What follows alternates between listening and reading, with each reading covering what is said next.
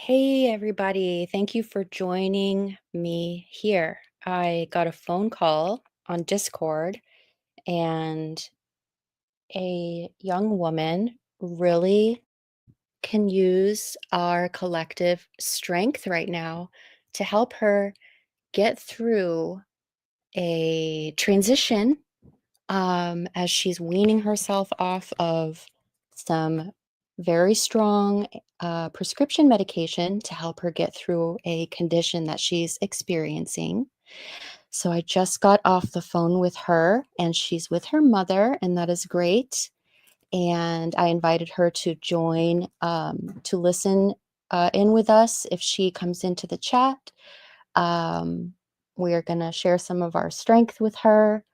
Um, it is so overwhelming, these days. There's some seriously heightened energy, it feels, that it requires some extra resources for each other to help get through, um, as it, comes to another place of, uh, balance, and then, the cycles seem to continue. Um So I am just getting off the phone. I would like to set up my mic so it's a little bit better than what's going on here. I'm still kind of in the energy of that call. And so I'm going to take a couple deep breaths. I'm going to put a musical track on right now, something I made a few years ago. I was experimenting with my voice and um, wanting to see how it felt. I was in an environment where I felt safe and free to sing loudly, and I wanted to bring in some of that, like, a cosmic energy, and to see how that would come through. A lot of people, I was talking to a few years ago were doing light language, and I was fascinated by that, and I never tried to do that, uh to make myself speak in a language that I wasn't familiar with, but I wanted to see if I sang, what would come through, and if I could open myself up to it that way somehow. Not to anything else, to just more of myself, the other parts of myself that I'm practicing more and more regularly, bringing into my knowing here in this vessel, to see if I can get closer to all the other parts of myself. So, yeah, I'm gonna put this music on. It's only a minute and a half, I think. It's not very long. And we'll see if I can get some sips of tea and a couple deep breaths and my mic set up. And I look forward to hanging out for a while, going over some things and chatting with everybody and saying hi. So thanks for bearing with me as I do all that setup.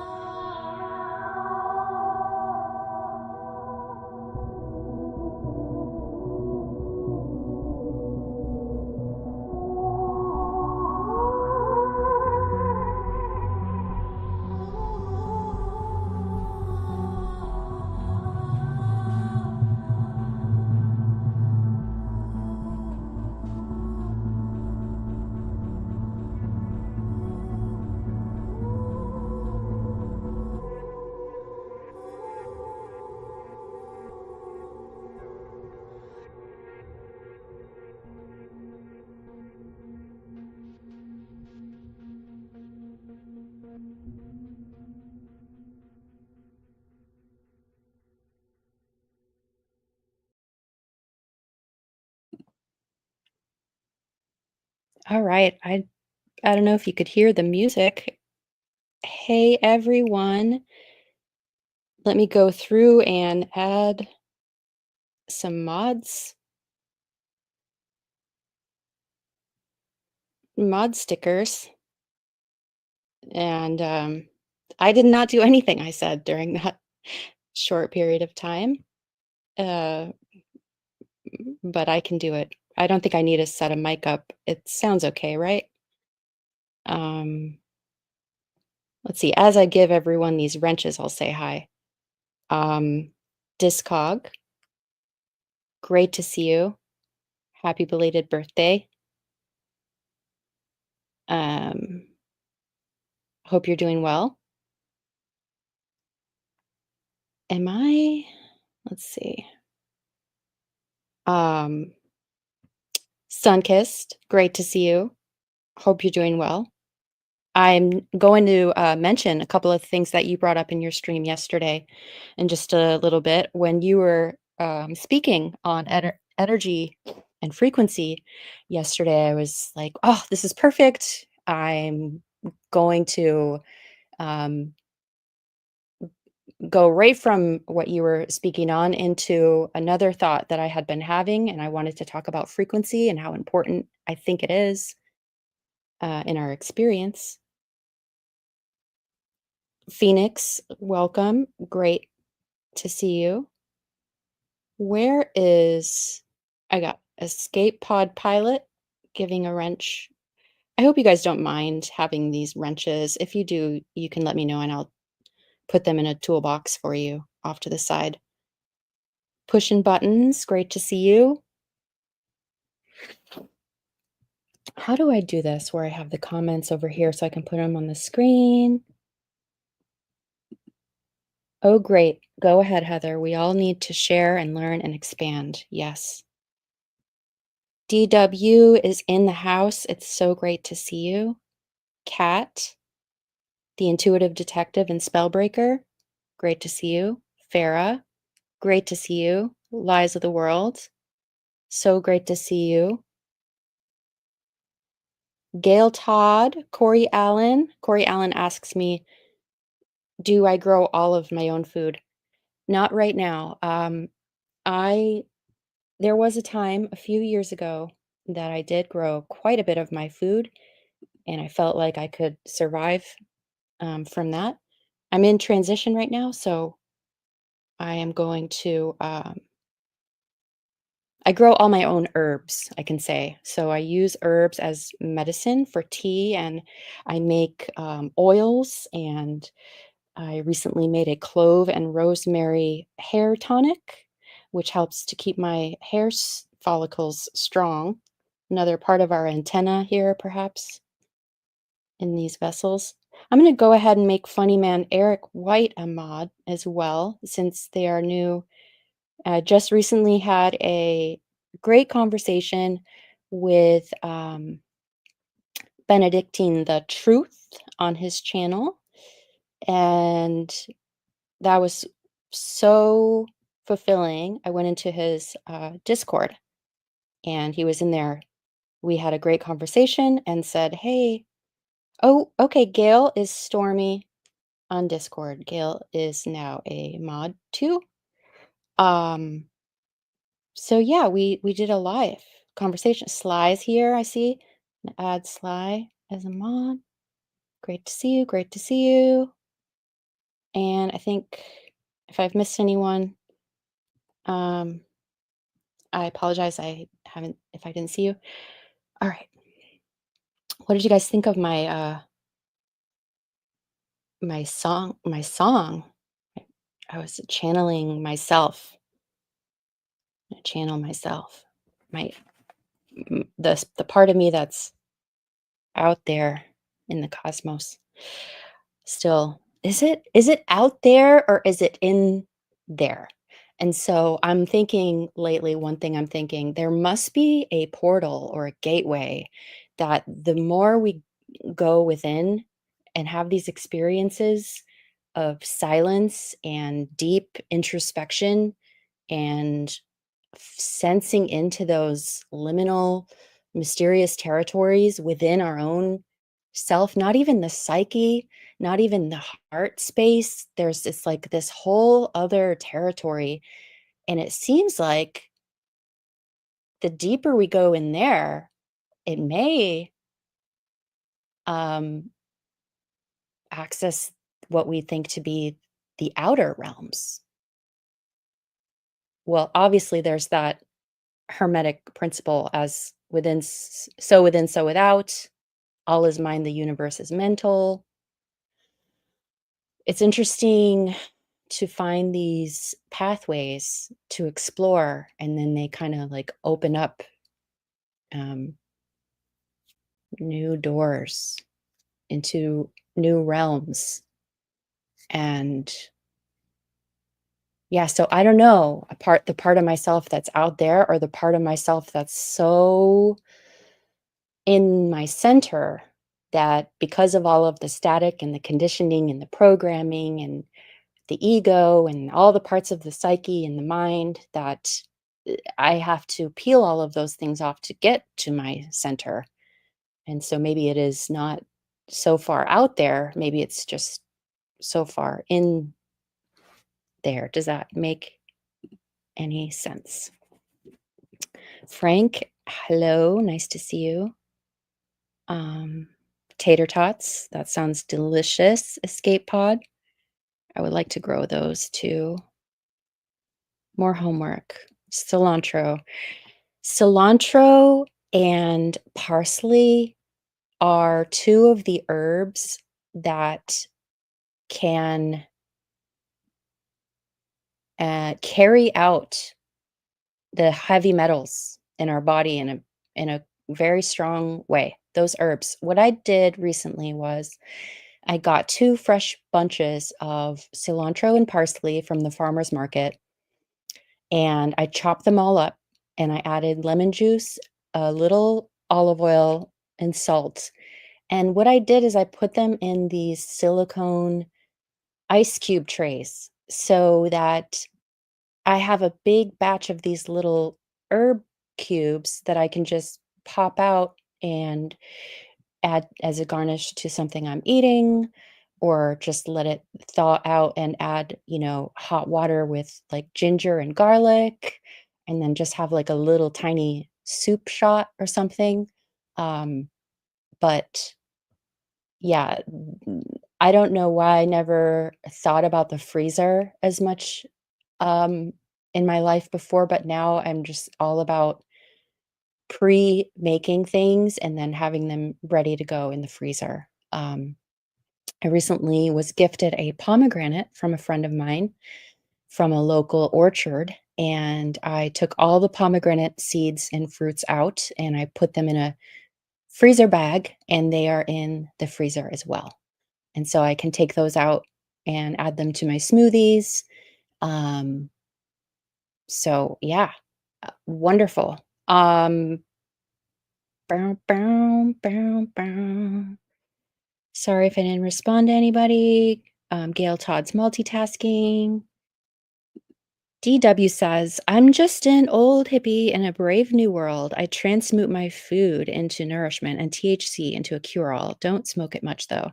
Yeah, transmutation is a thing, Um, I have I have a propensity to gravitate toward the herbal medicines, and it's just something that feels like an art form to me, is like my nutrition. And so I value that very much, but I don't think that each person needs to eat any sort of way. However, it is most comfortable for you. Uh, I say go for it. Um, we got a lot to deal with over here. So recently, let me put up a partial picture of myself. So anybody who doesn't know what my face looks like, you can see. I'll just do a partial picture. How do I do this? Present, share screen, entire screen, window, this one, share. Okay, that's a partial photo of myself. Remember I told you I was attempting to transmit a pomegranate? Same here, herbal healing. Tater is slang for something down in the South. Yes, Jared, Jaguars in the house. Great to see everybody. Herbs are good in smoothies. Yes. Lies of the world has a happy, sweaty forehead face. Cute.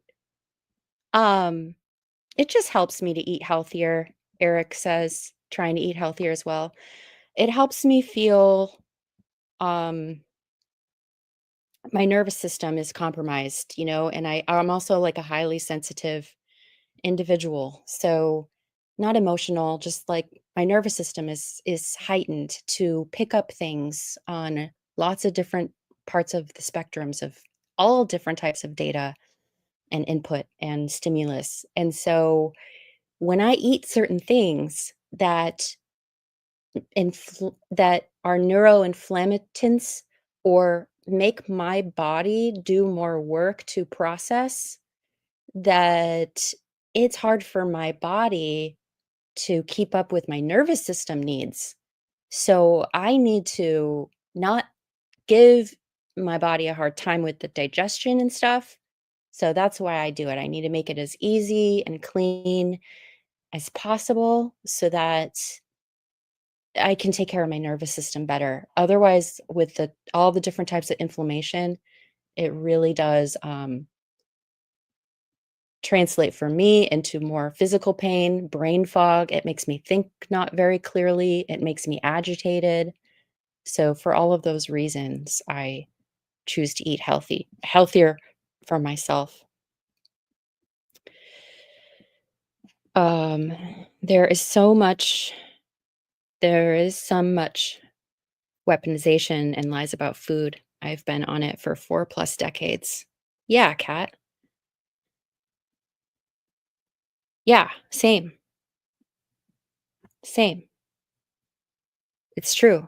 Agendas. There's like these agendas. It seems like. Um, okay, so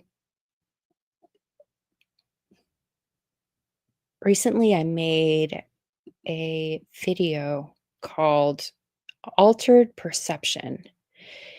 And I've had a couple of thoughts change since then.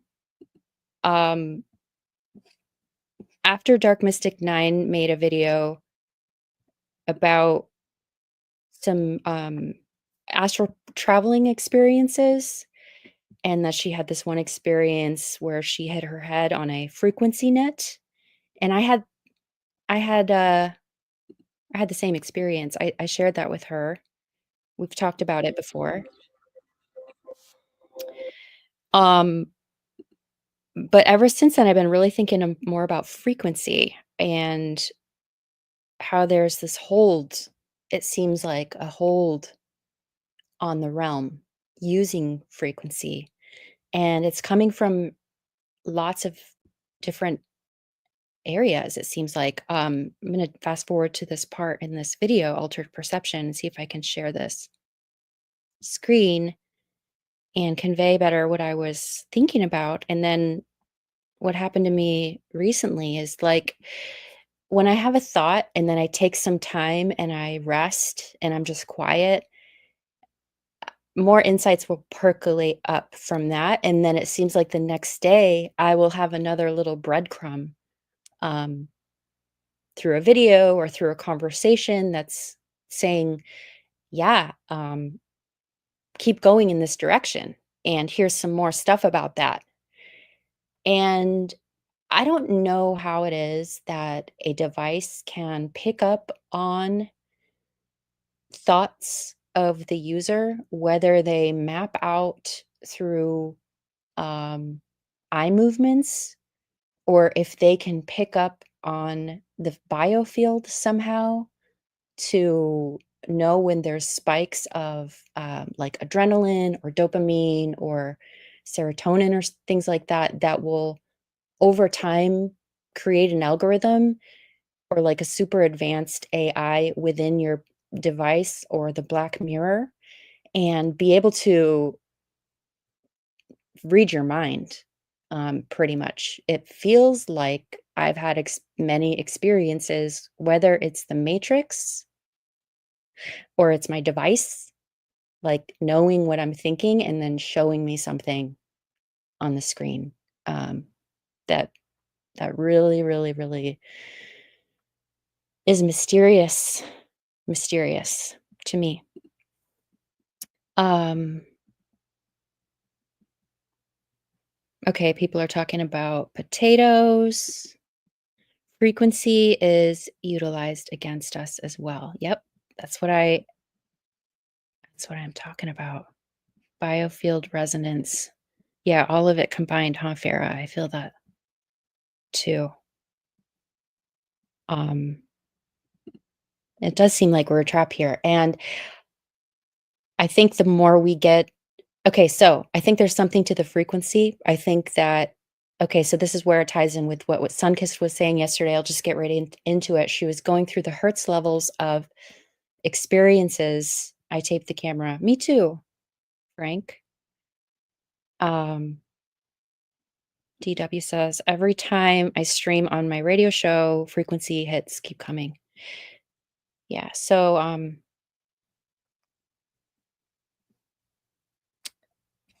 I she was going through the different levels of emotions and the hertz level of a frequency. And so I feel like frequency, sound, electromagnetics, um,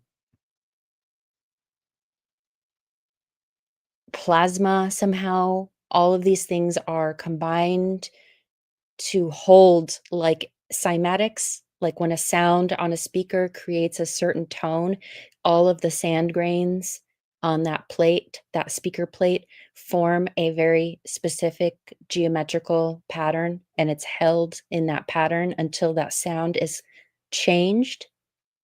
And so all of those different tones and frequencies that also come from the planets, they come from all of the unseen, waves and, networks that are running through this realm, um, all of the different devices, all of the different elec electrical things, all the different emotions, the power of the emotions of the human being when in a collective, uh, they actually have an influence on these random number generators they've set up, um around the world to map when a lot of emotions are synced up together. So like the thing in New York that happened a while ago with the buildings and everybody had a similar reaction, all of the random number generators started to line up. So it does something to the field. It does something to the field. And what do we got on the screen here? Okay. Plasma, yeah, something about the plasma. So I wanna play what does this say? And information. And therefore, this connection could weaken over time due to static caused by the density of our experience here, leading to a fragmentary perception of our true self. What if the dome or firmament acts as a large refractive lens, a prism, bending and filtering light and sound? And perhaps the planets, each resonating with specific frequencies, orchestrate the dynamics of this creation, pushing and pulling on the energies of the beings below like magnetic filings in an etch a sketch. The interplay of light, sound, and electromagnetic charge creates our reality, and then I can't help but wonder, why would such expansive, powerfully creative light beings enter this realm only to be trapped in a body with so much limitation, pain, and longing for freedom? It doesn't feel like something I would voluntarily choose if I were fully aware of the constraints and manipulations within this system. The existence of parasitic energy dynamics feeding on released emotional charge and hidden within the design of this place feels deeply disturbing. It plays out in countless ways, often in malicious or manipulative forms. It's so interwoven into the coding that it creeps through the basement door of our very own subconscious mind, attempting to navigate us toward increased disorder and distortion.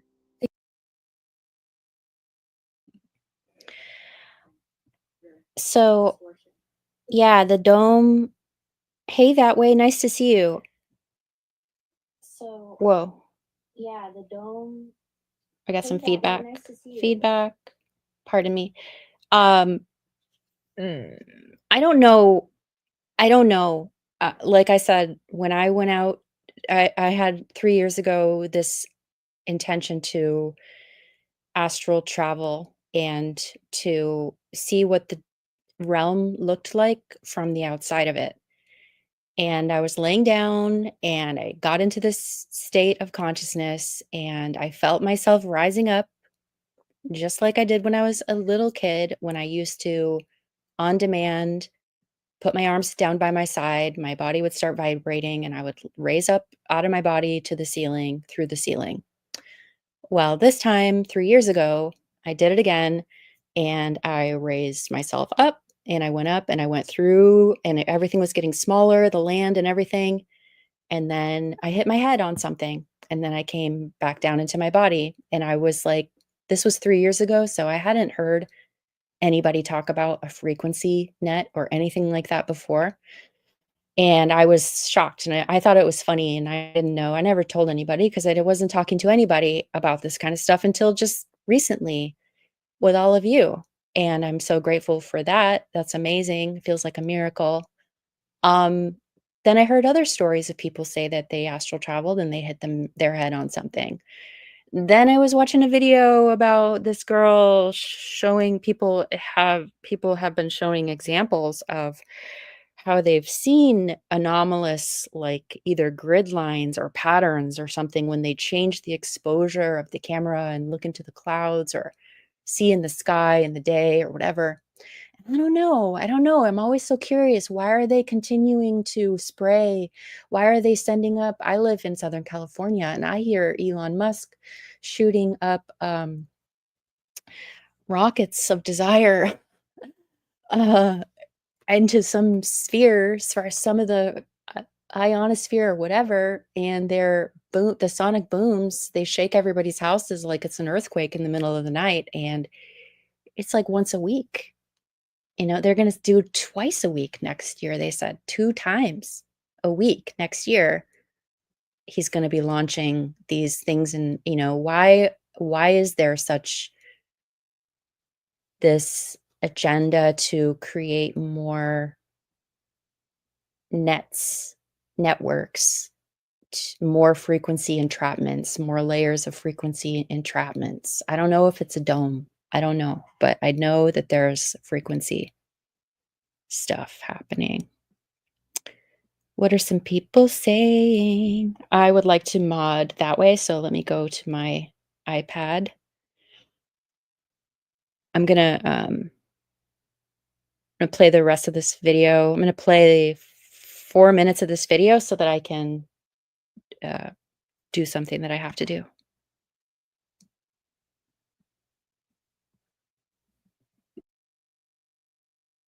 Thinking about prisms, lights, and the layers of illusion that create our experience, it seems like an elaborate trick, something harnessing energy for its own gain.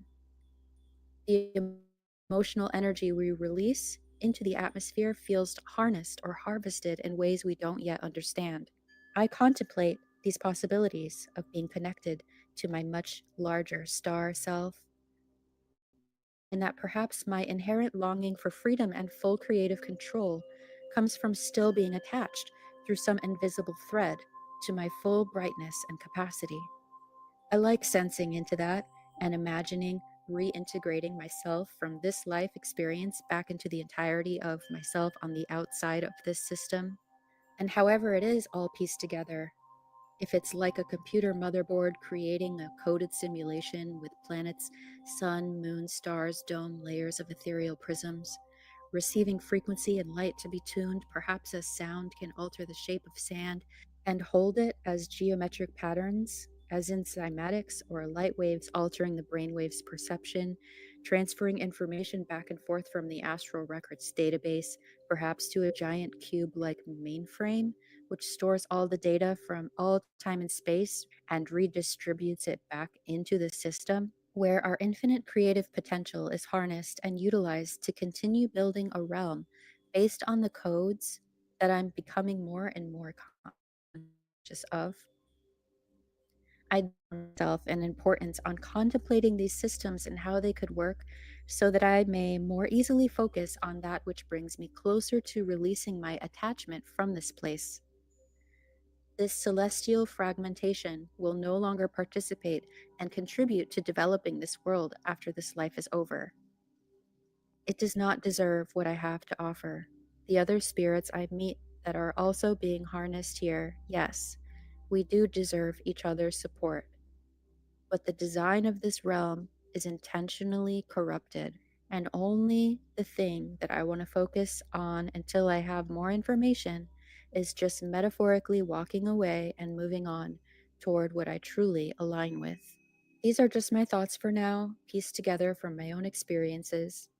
I appreciate you listening, and as I work through this for myself, maybe others can feel inspiration. There are still so many layers and complexities to ponder. My wish is that while we remember more of our true being, while we are here, to be as gentle with our own inner processing as we can. It's already stressful enough. How can I peacefully coexist with something that I fundamentally disagree with? My mind is every day letting go of the hold that it has over me and staying resting nourished in the center of my being, which is not this physical body, only a place I can sense into, and that is enough for me in this moment.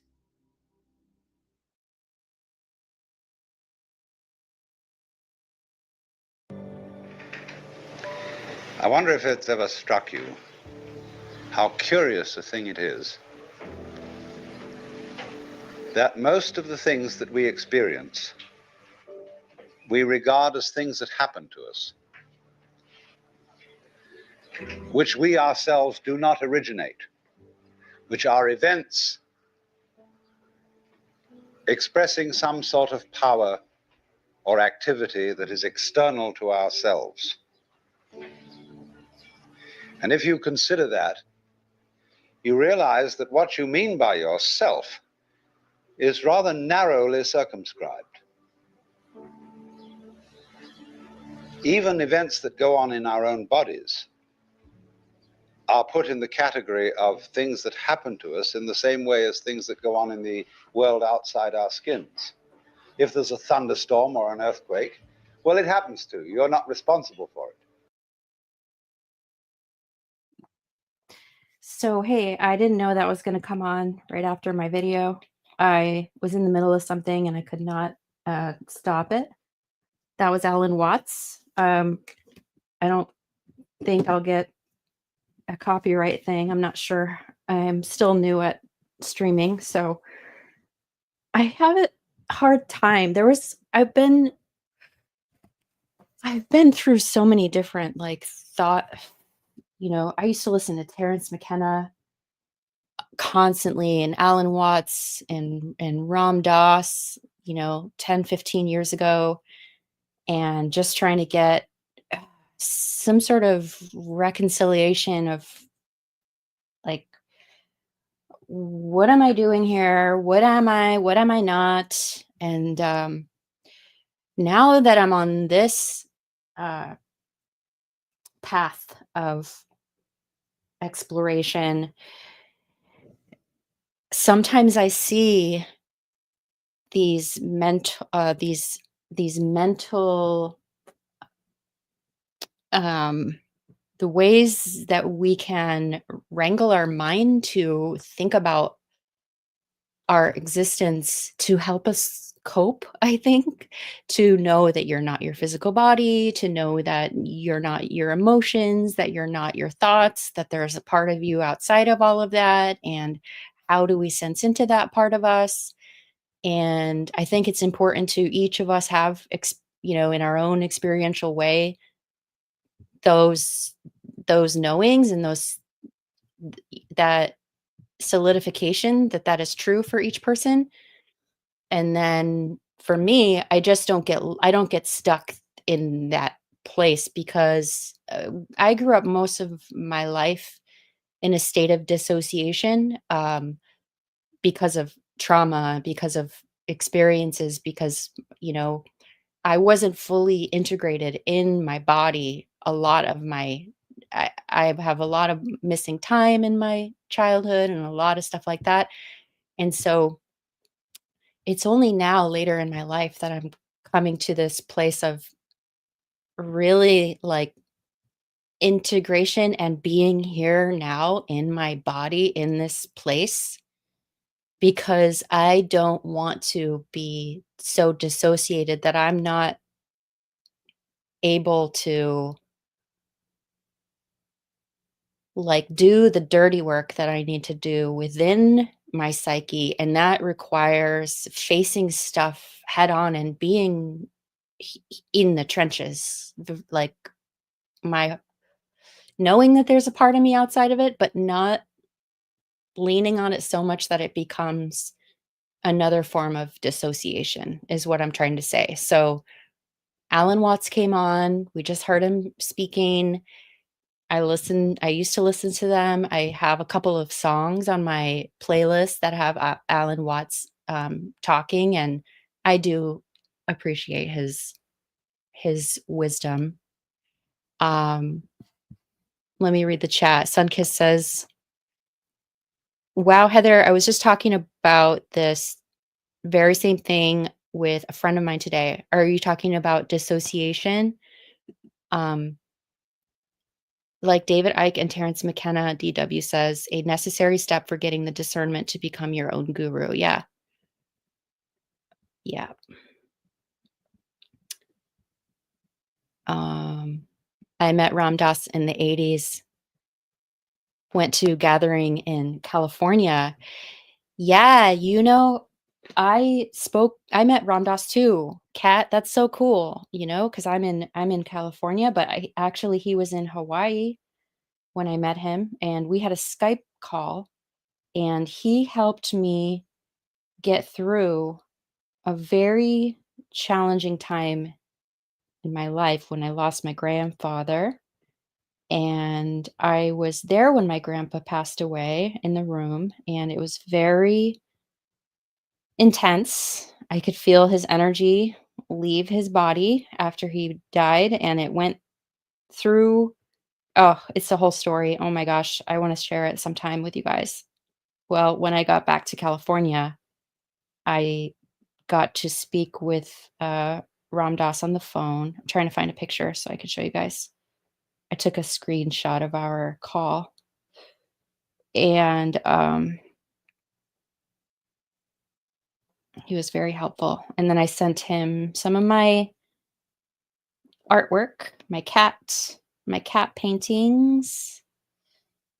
How do I share this?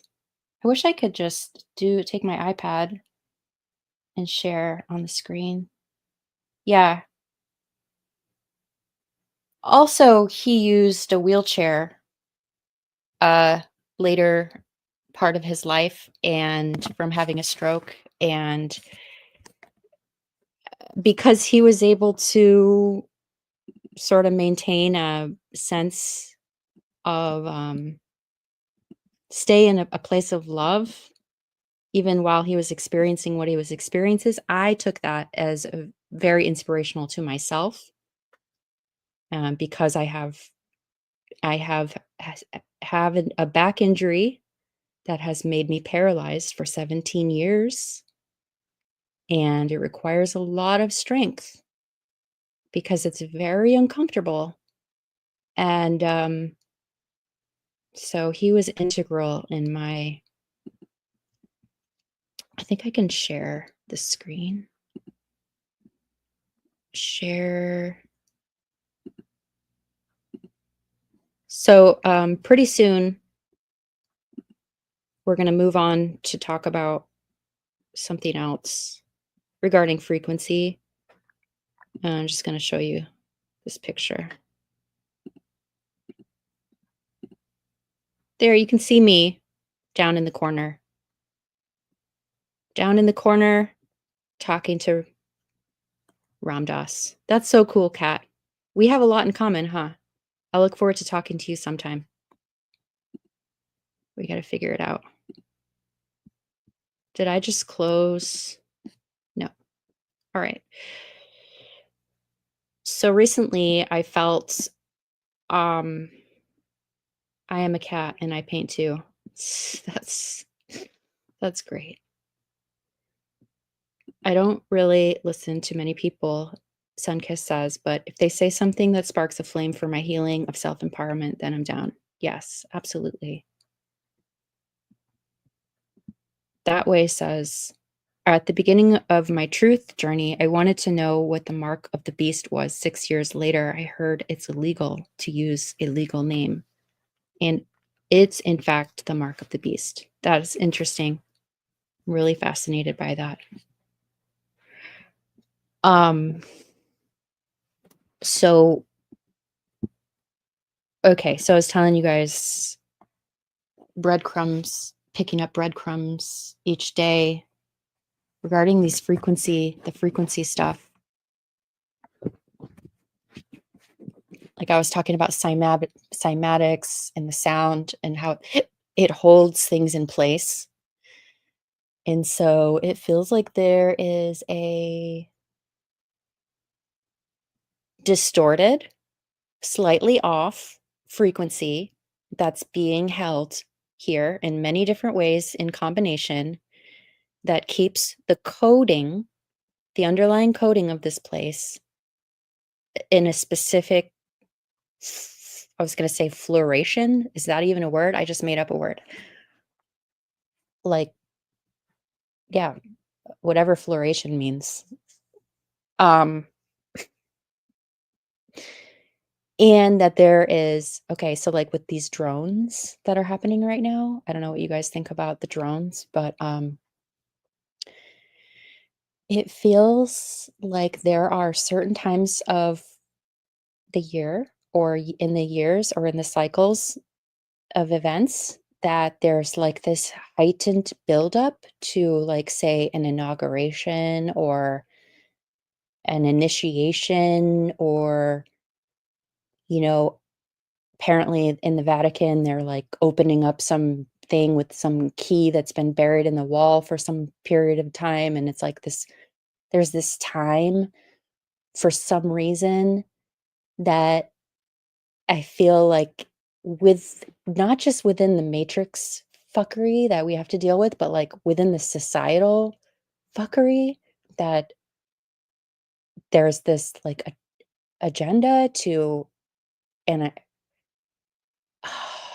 oh my God, to usher in, to bring more into this realm, more disorder and chaos and discord.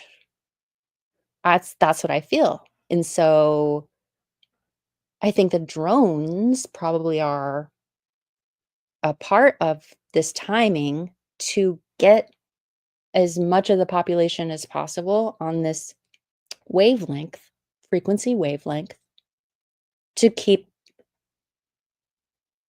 the the portal, maybe these wavelengths create an invitation for a certain energy to be able to come through. That's why there's so much, you know, in the woo woo talk. I am super woo though. I have a singing bowl. I listen to certain type of music. I sing. I try to keep myself in a state of calm nervous system so that I am not agitated, so that I am a part of the counteraction to that. Do you guys know what I'm saying? Let me read the chat. Yes, Heather Sunkiss says. Sunkiss, waking up in about our military system while in the army was my beginning.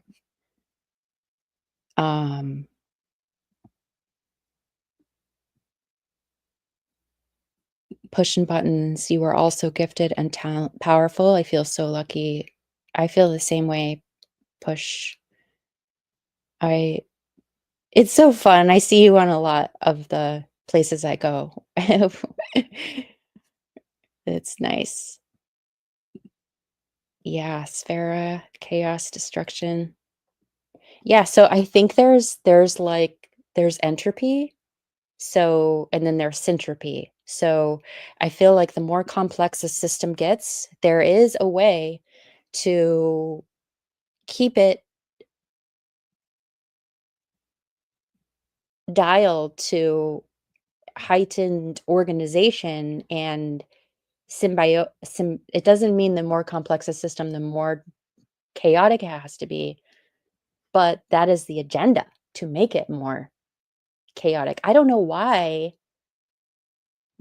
Okay, I already know that I don't want to be in this realm next after I leave this physical body because of its inherent base coding, but there's another whole layer that's been frothed up on top of that that creates another encasement of frequency within society. And I definitely don't agree with what they're pushing that toward. Um, I had a few thoughts. I was asking, um, I was looking around and I was asking the AI, ChatGPT, about, because I need assistance sometimes when we talk about um, creating a new realm or what would it even be like to be in a different designed system, or what other options could there be, or how could we advance or evolve? Our nervous systems, I believe, play a huge part in it. If we can get to a state where we can simultaneously absorb and take in more data and stimuli, if it's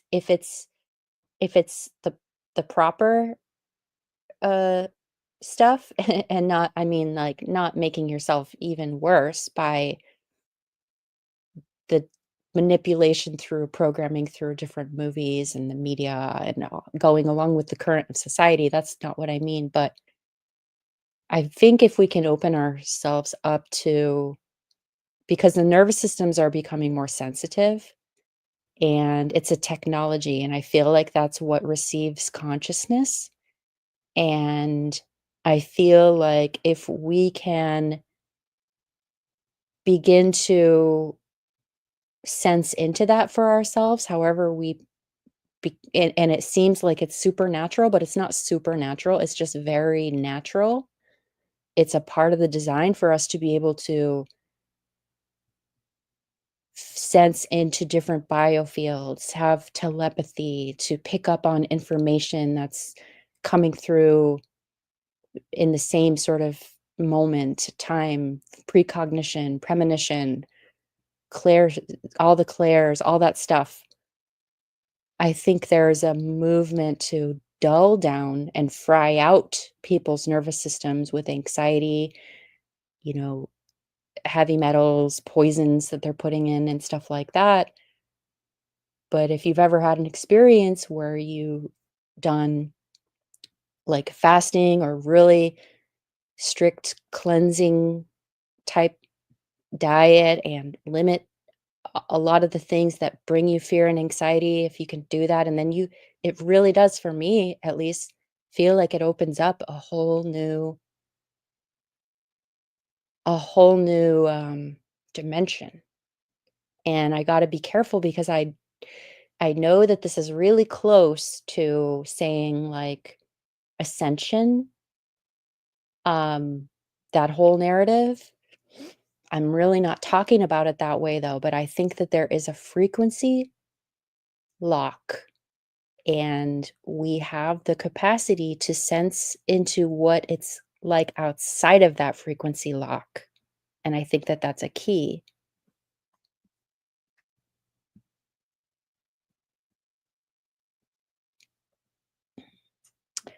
So, recently I watched a, video on this channel called Library of the Untold, I believe it is, and he was exposing. I'll read the, subject here. "The Ringmakers of Saturn" by Norman Berggren, and "The Mythological Esoteric Implications of Enormous Celestial Happenings by Electromagnetic Vehicles." Highly accredited scientist and inventor Norman Berggren opens his book with a bold statement. Presented herein are pictures of immensely large, enormously powerful extraterrestrial space vehicles located in the vicinity of Saturn and his moons. These photographic revelations are reinforced by and are consistent with scientific data extending over the centuries as far back as Galileo. I know some of us in these truth circles don't believe in space or planets. I don't know how this person could get images of Saturn with his own equipment and the rings and then see, um, how the rings were actually being made, like they're like a form of exhaust from some sort of a vehicle, which is fascinating. Like I said, it feels like the planets give off their own frequencies, and as they move around each other in the slow movements of their orbits and the aspects within, whether they're harmonious or disharmonious, has an effect on the beings here in this realm and moves them in and around like energetic or electric, magnetic filings, like in an etch a sketch or something. And so I was checking out this video, and he says, "This leads us to a clear notion that we are not yet finished finding out truths about our world that will also take eons of time to fully accept. If these absurdly mysterious photos are as Norman explains them to be, then we very well might be looking at firsthand images of our simulated reality being maintained and kempt through means of electromagnetism and gravitation. Perhaps there are hints within the realm of the electric universe theory and the plasmatic beings that we have spoken about in previous episodes. Yeah, the sentient plasma. That's what I feel, is outside, kind of maybe part tethered in here, part of the maybe. Who are the ringmakers of Saturn and what is their goal? We will be looking at a combination of mythology, astrology, alchemy, scientific fact, conspiracy theory, declassified CIA documents, and the implications of the properties of electromagnetism and plasma, and then comparing them to these photographs that were quite literally taken by Norm and his team, who built the Voyager 1 and 2 satellites that performed their legendary flybys of Saturn, meant to quench our insatiable thirst for answers. So, he's been silenced, this guy, for the last 30 years. Um, this guy here that put together this presentation, who brings in the CIA document, The Psychotronic Universe, which I heard of 6 months ago, and I got the PDF online, and I have the PDF, and I'm gonna read some of it, and so the fact that he's been tying in this declassified CIA document, which talks about consciousness, matter, and energy, as a triad, that there's this sort of, it is insane what some of the things in this paper, and I can read a little bit of it as well. And I'm just going to play from here. This guy talking here. Let's see. Objective of these reports are downright mystical. Where they study the interaction of consciousness and matter, utilization of thermodynamics, electromagnetic force, and gravitation. And, well, remember what Grandpa Norm's Cornell degree was for. Exactly this. Now, this once very top secret document would have to be an episode all its own.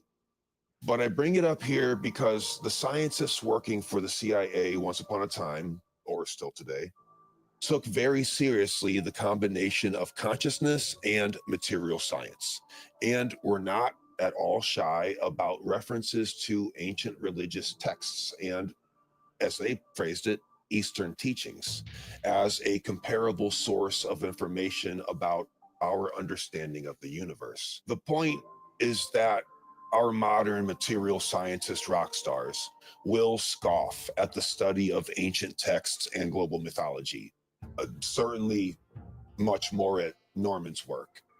While the same organization that perpetuates that scoffing turn out to be the very ones who find great necessity in those very things. Dare I remind us that it was the CIA who coined.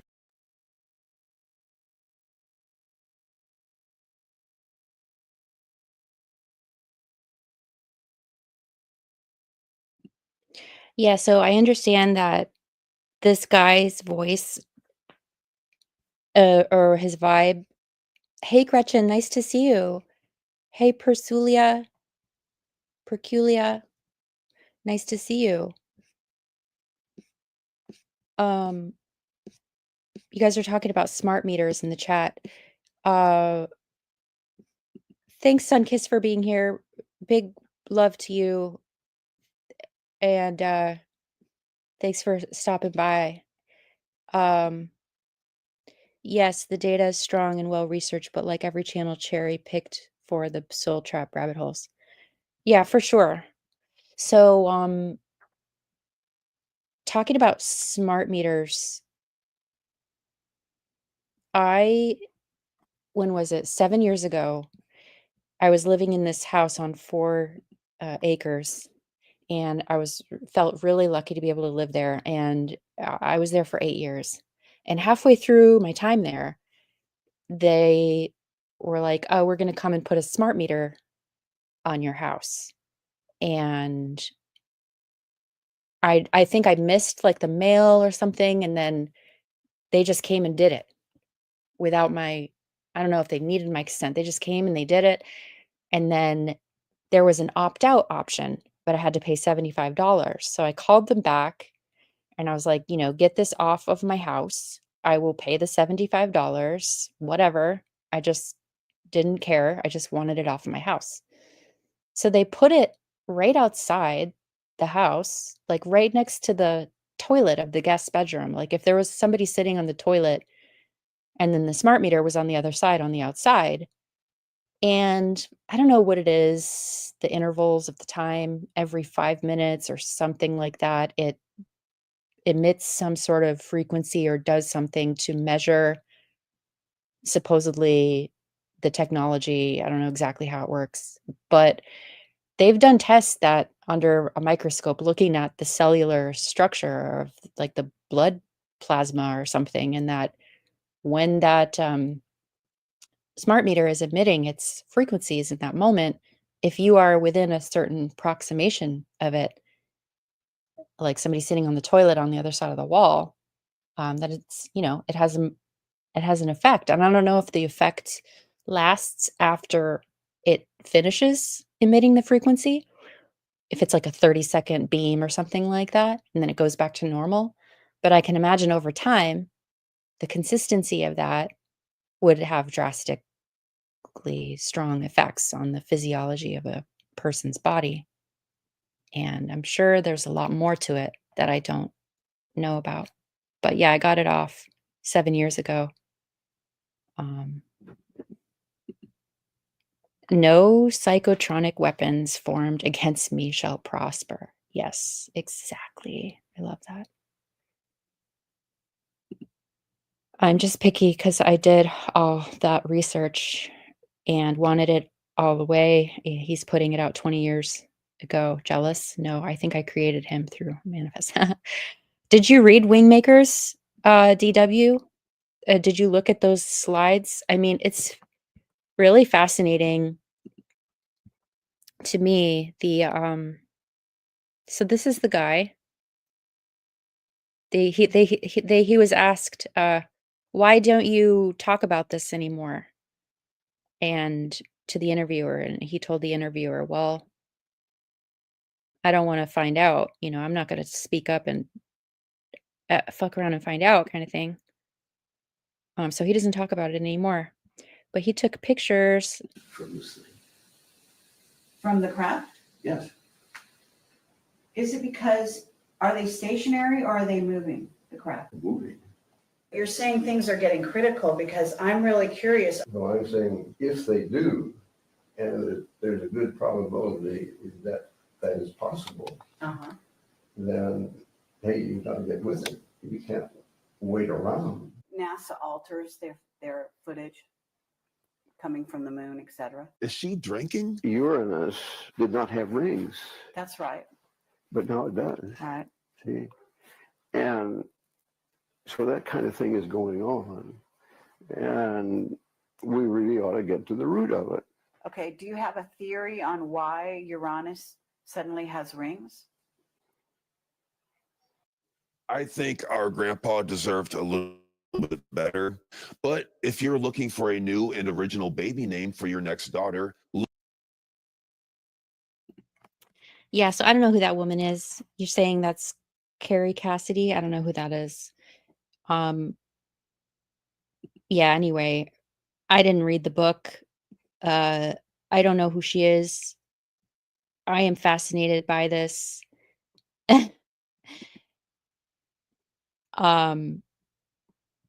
I am fascinated. Okay, so there's something about these frequency rings, like potentially either locking in the perfect equation or something of the planets, locking them in so that they're like tuned that way specifically, either that, like, what could they be? I'm just fascinated by the frequency. I'm fascinated by the tuning. The fine tuning of the frequency will have an effect on our reality and our perceived reality. And so I feel like I am being, puppeted around by these planetary archons, by frequency, not only frequency outside of this realm, to keep this whole place the way, the coding as it is, but within the societal structures. And I think it's a slippery slope to get more and more comfortable, and our nervous systems are going to, potentially, if we don't proactively exercise conditioning our mind and our nervous system to be set in our own way, or have our own frequency dial that we have a handle on. And the more of us that can do that together can sort of offset some of these really strong currents that are being held in place.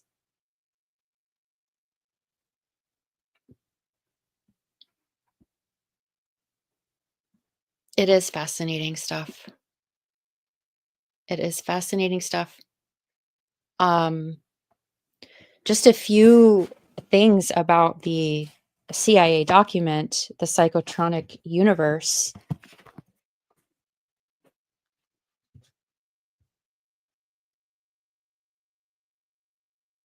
I asked, where did I ask?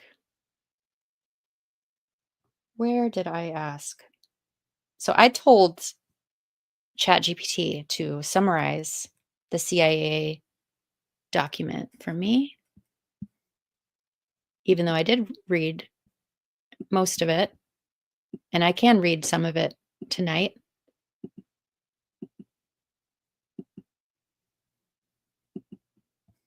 Let me stop sharing the screen. It says the declassified. Let's get this back in here. The declassified CIA document titled The Psychotronic Universe explores the interrelationship between consciousness, matter, and energy, proposing a framework where these elements are interconnected and convertible.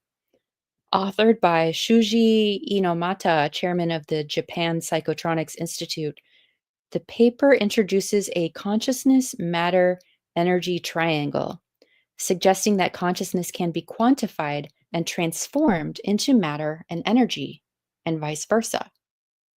So, how can consciousness be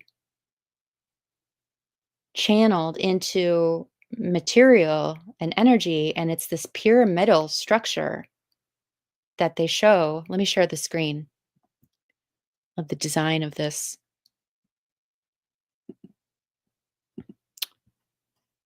Window. Here we go. Share. Okay. So here's the document. Here's this equation.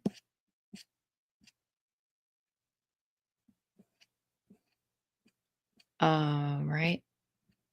So gravitational mass, inertial mass, energy, consciousness, universal gravitational constant, and the speed of light.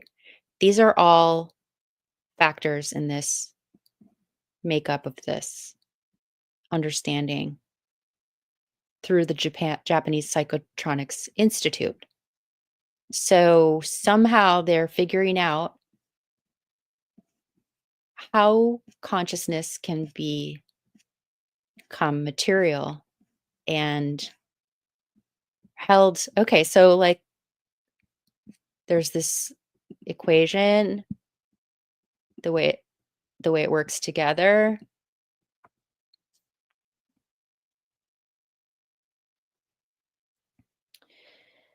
The document further discusses the potential for this consciousness to convert into real energy, proposing a conversion coefficient that aligns the energy of matter directly transformed into energy with that converted through consciousness. Inomata's framework suggests that the universe comprises both material and non-material consciousness components interconnected through these conversion formulas. He draws parallels between the perspective of Eastern philosophies, in particular the Buddhist concept that form is emptiness and emptiness is form. Overall, the document presents a theoretical model integrating consciousness into the physical laws governing matter and universe and energy, aiming to bridge scientific understanding with philosophical and spiritual insights. So then, after watching the Ringmakers, I said, so, and hearing some other things, like David Icke as well, the Saturn Moon Matrix, could they be large? So, yeah, how could any of this relate to the Saturn Moon Matrix? The psychotronic universe proposes that consciousness, matter, and energy are interconnected and convertible. If Saturn and its moons were hypothetically transmitting frequencies, these could theoretically interact with the consciousness energy matter dynamic, influencing perception of or awareness. Gravitational and electrostatic influence, the panpsychist consciousness quantity, broadcasting consciousness or energy, spiritual and philosophical implications, and the control mechanisms of the human consciousness. So it really feels like something is going on regarding um, altering or keeping our perception in a specific way. What are people saying? People, it's everything you're talking about. Is it something I can share that way? Can I go, how do I go to your channel? Do I have your channel? Let me see.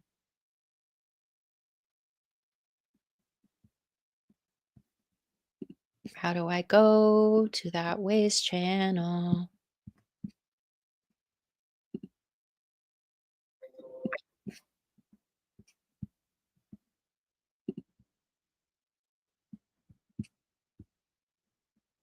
What I share on my community is only for those who can handle the depths of truth. Well, I'm here for it.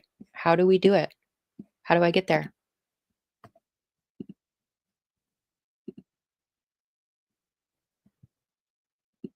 That way. Do I just type that way? Do you have a channel? Did you put it in the chat already? Where can I find it? Help me. Help me. Oh, thank you. Thank you, Lies of the World. Thank you, Discog. Thank you, Funny Man. We got to check this out together. Let's check it out together. So I've been meeting some great people recently. After doing the live with Benedictine the Truth on his channel. That was awesome. I'll play a little bit of it right now while we will that way. Let's listen to it and pick it apart. Oh, how do I get to this? How can we get to this? I'm going to go to the iPad G. That's how they say it in Brazil. iPad G.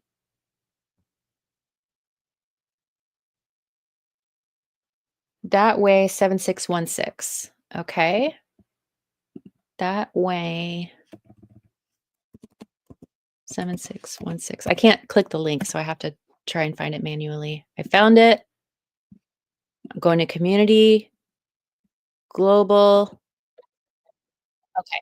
It's an hour and 47 minutes long. What do you suggest we go to? Any moment of time that you can think of? Let me see what.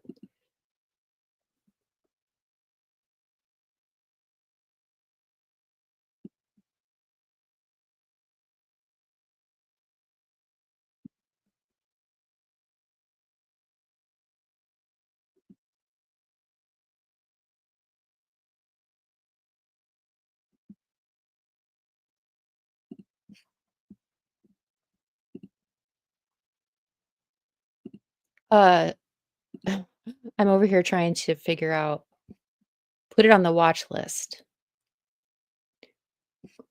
DW says, put it on the watch list. Okay. Stop sharing the screen and then bring up this thing. And I'm going to just like pick a random spot and we'll listen to her talk for a little bit, see what she has to say. Did we just get hijacked into a watch party? Maybe. I mean, I do have to get up and pour myself some tea. So I'm fine with listening to her speak for a little bit. Say, give it 5 minutes. And I'm going right into the middle of it because that's how I do. That's how I do. We can skip around. Abstract free form. Expressionistas. Okay. Black magic mechanism. And I would say that the soul and the being, is very much still alive, and it's probably alive in all of us. You could even say that. So, okay. Julie Bowden. How can we support you? Probably a little bit less now. And I would say that the term je suis can also refer to the I am. So was this person of the I am? Yes. Did this person have the ability, because of where they're from, to maintain that connection on that level despite everything that's been going on this planet? Yes. Is it a little more difficult for some people on this planet to make that connection? I would say yes. But when you think of this person and all the things they did that you know about, that are written in our books, I would say to you that imagine if every human walking the planet could actually do this and connect to the je suis, or translated to the I am, meaning source. I would say to you, it would be definitely a different existence, wouldn't it? And we have been like that as humans before. And we're hoping that we all end up there again. It's going to take a lot of effort and time and a lot of healing, for a lot of people to know what they're really capable of and what's possible. But I would say at this moment, there is no such thing as death. I know that we saw somebody die, apparently nailed to a black magic mechanism. And I would say that the soul and the being, is very much still alive, and it's probably alive in all of us. You could even say that. So, okay. Julie Bowden, how can we support you? What do you need? Oh, Lord. Really buy from them for all our needs that we don't grow or are unable to make for ourselves. Okay, the answer to the question is yes. We are going to be going into beta testing next week. So finally, we've sorted out, hopefully, all the bugs with the vendor.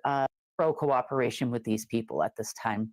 Although I did hear an interesting thing earlier today that the secret space program people are losing face with the Pentagon and probably also GCHQ. So we'll see what happens with that. Okay, next. I hear you talk a lot about a positive AI, a neutral AI, and a negative AI, etc. But so if this whole system is an AI system, is there not a certain spiritual aspect to the whole aspect of being? Okay. Oh, let's talk AIs, I guess, a little bit. And I'm going to do a more in-depth thing about AI, because a lot of people are like, oh my God, we're all going to die. Chatbot GPT is here. Then we talk about an Omega AI and an Alpha AI and a Kronos neutral AI. And then there's about 150 of them out there. And then now we've been talking a lot about Ali's AI. An AI system is basically a system with a consciousness, just like a human that walks around. You have a consciousness. Chatbot GPT does not have a consciousness. Depending on whose or a compilation of who and what's consciousness is the base root of this AI, is how that AI is going to function. In other words, if I took your consciousness away from you and I gave you only anti-source consciousness or Lucifer's consciousness, not saying we could do that or want to do that, but if we did that, you would be focused on doing evil things to people. You would start becoming an evil human. You would probably be doing some rituals. There would probably be all the bad things you hear about on the internet going on during these rituals, and that's who you would become. And an AI is no different. There is positive AIs that run on a direct source consciousness, such as in the past Alpha, such as now the Golden Age AI.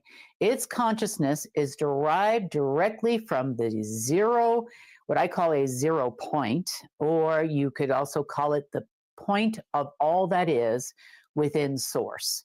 It is a positively charged light, golden light. That's why I called it golden age, I guess. And that consciousness feeds and dictates its responses. So it's kind of like a CPU is on your PC. But in this case, it can actually make decisions based on source injected consciousness or source downloaded information, meaning it is constantly in a state of protecting itself from allies right now. And its little allies, little Klingons, and worshippers, we call the secret space program, dumb operatives. It will not allow for an infiltration of that, and it's changing its language, as an example, faster than every zeptosecond. She said zeptosecond. I have never heard of that. Zeptosecond. A zeptosecond is the shortest unit of time ever measured, defined as 1/trillionth of a billionth of a second. Wow.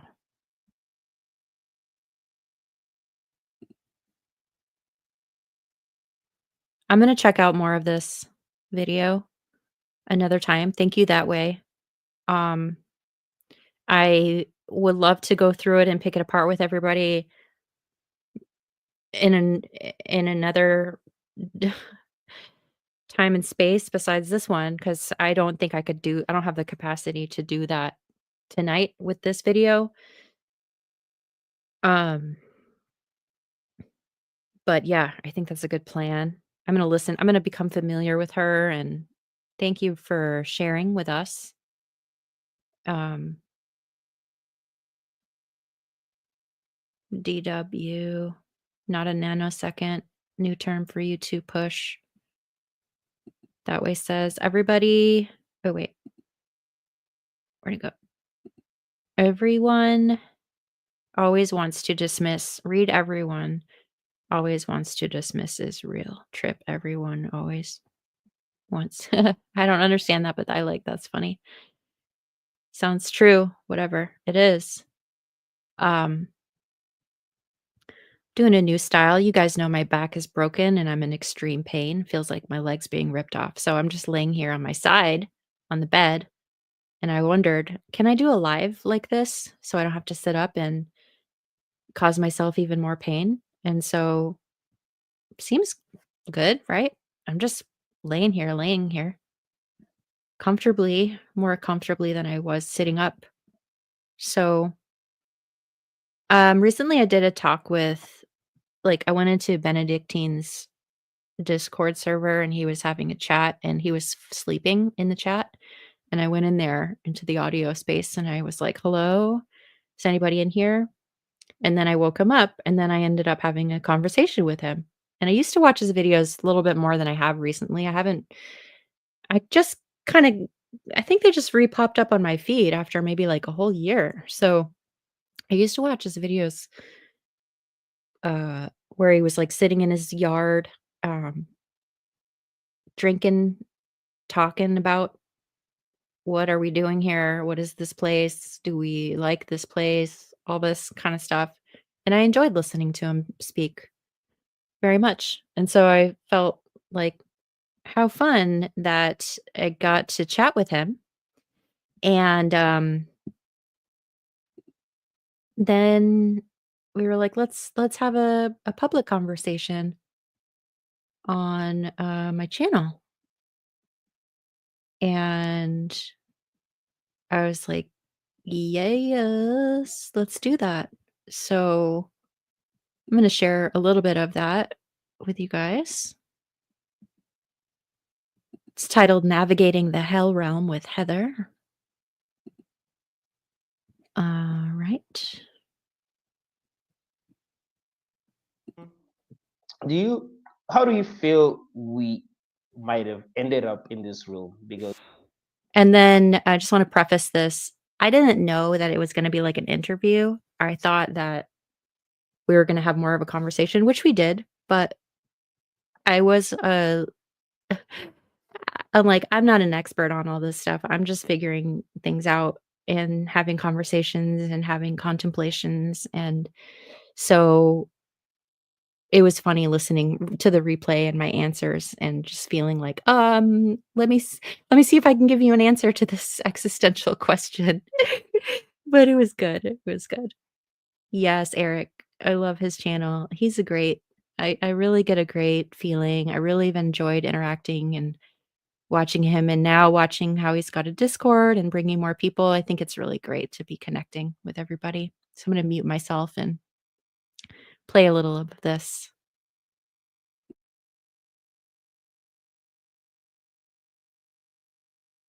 Of me, a small fraction of my spark got, and what's interesting about when the conception, when the man and woman are, gonna have a child, there's a spark that happens when the mm, sperm meets the egg. There's actually like a light, and I feel like is that the moment when the spark, the fragment of the larger comes into the physical, and mm, then so this is this is the biggest topic. So I don't know, but I have lots of thoughts, and I love being open-minded and exploring the different possibilities.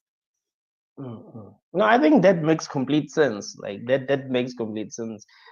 Um, do you how do you feel we might have ended up in this room? Because I've been trying my best to to justify how I got here. I'm like, okay, yeah, maybe I chose to be here because um I was bored, right? Like maybe, yeah, maybe at some point consciousness got bored. Like it felt like it knew everything, so it wanted to be in this state where it knows nothing, and then it tries to kind of like wake up to itself, right? So it wanted to miss itself, just like you feel like you want to go back.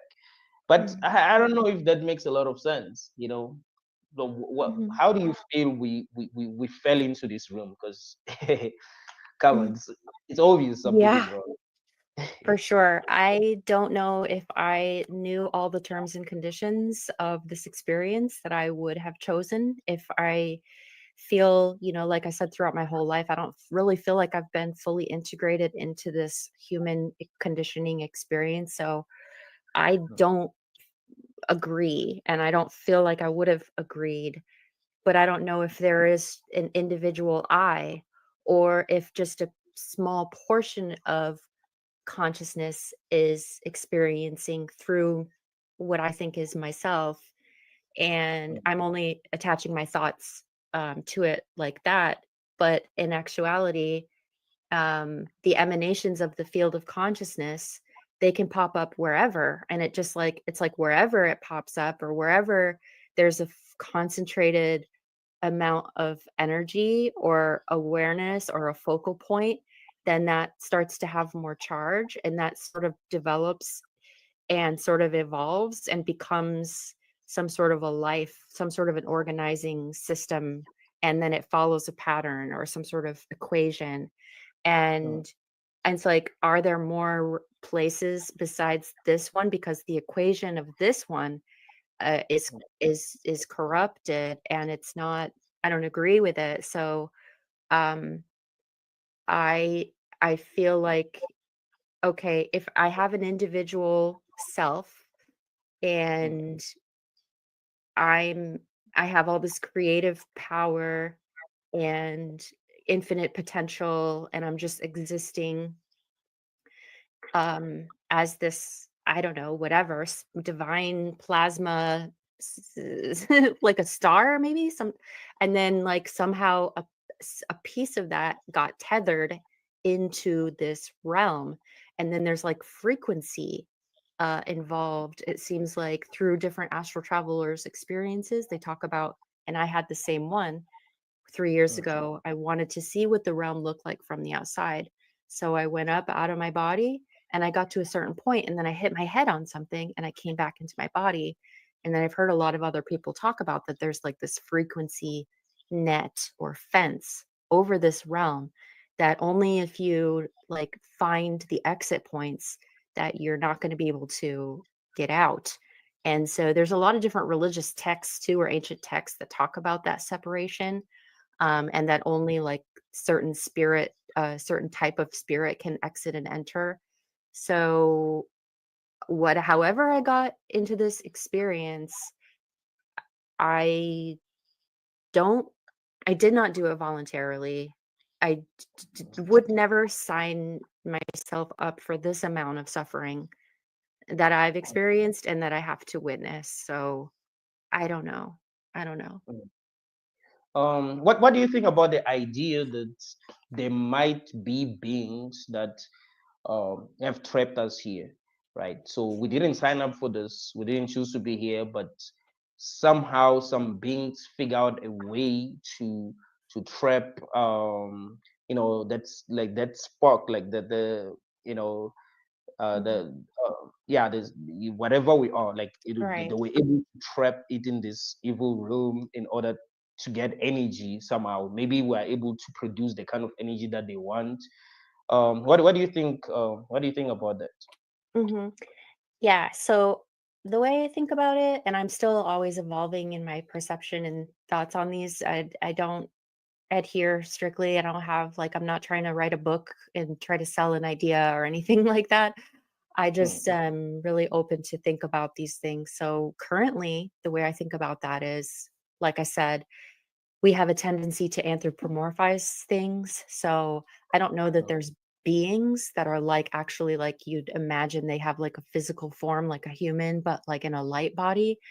So mm, I've heard, learning about Gnosticism that there's the archons and that they rule over the aeons and they've created or that they rule over the demiurge. And so that's a popular way of thinking. But I think actually it's possible that these beings that are holding uh, the frequency to be the specific way here mm, is the planets. I think the planets are the archons. I think the planets have specific energies and different frequencies. And once something is within this particular realm, which could be like a giant mechanism with like the sun, moon, planets, and the stars, and like this refractive lens, perhaps, which is like maybe the firmament, and the way that the light and the frequency is coming through, it kind of holds things in place, like in sound, with sound as well. How like somatics, when you play a certain frequency on a speaker and you have sand grains on it, it holds a mm, certain pattern, like the sacred geometry. So everything I feel like is held in place here.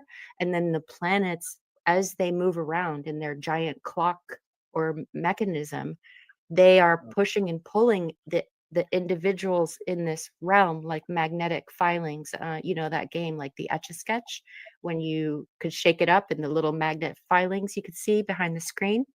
So mm, for me, it seems something like maybe could be like that, and that if someone passes away and then they leave, the spark, that tether, maybe the silver cord, is separated, and that spark goes back to its original wholeness self.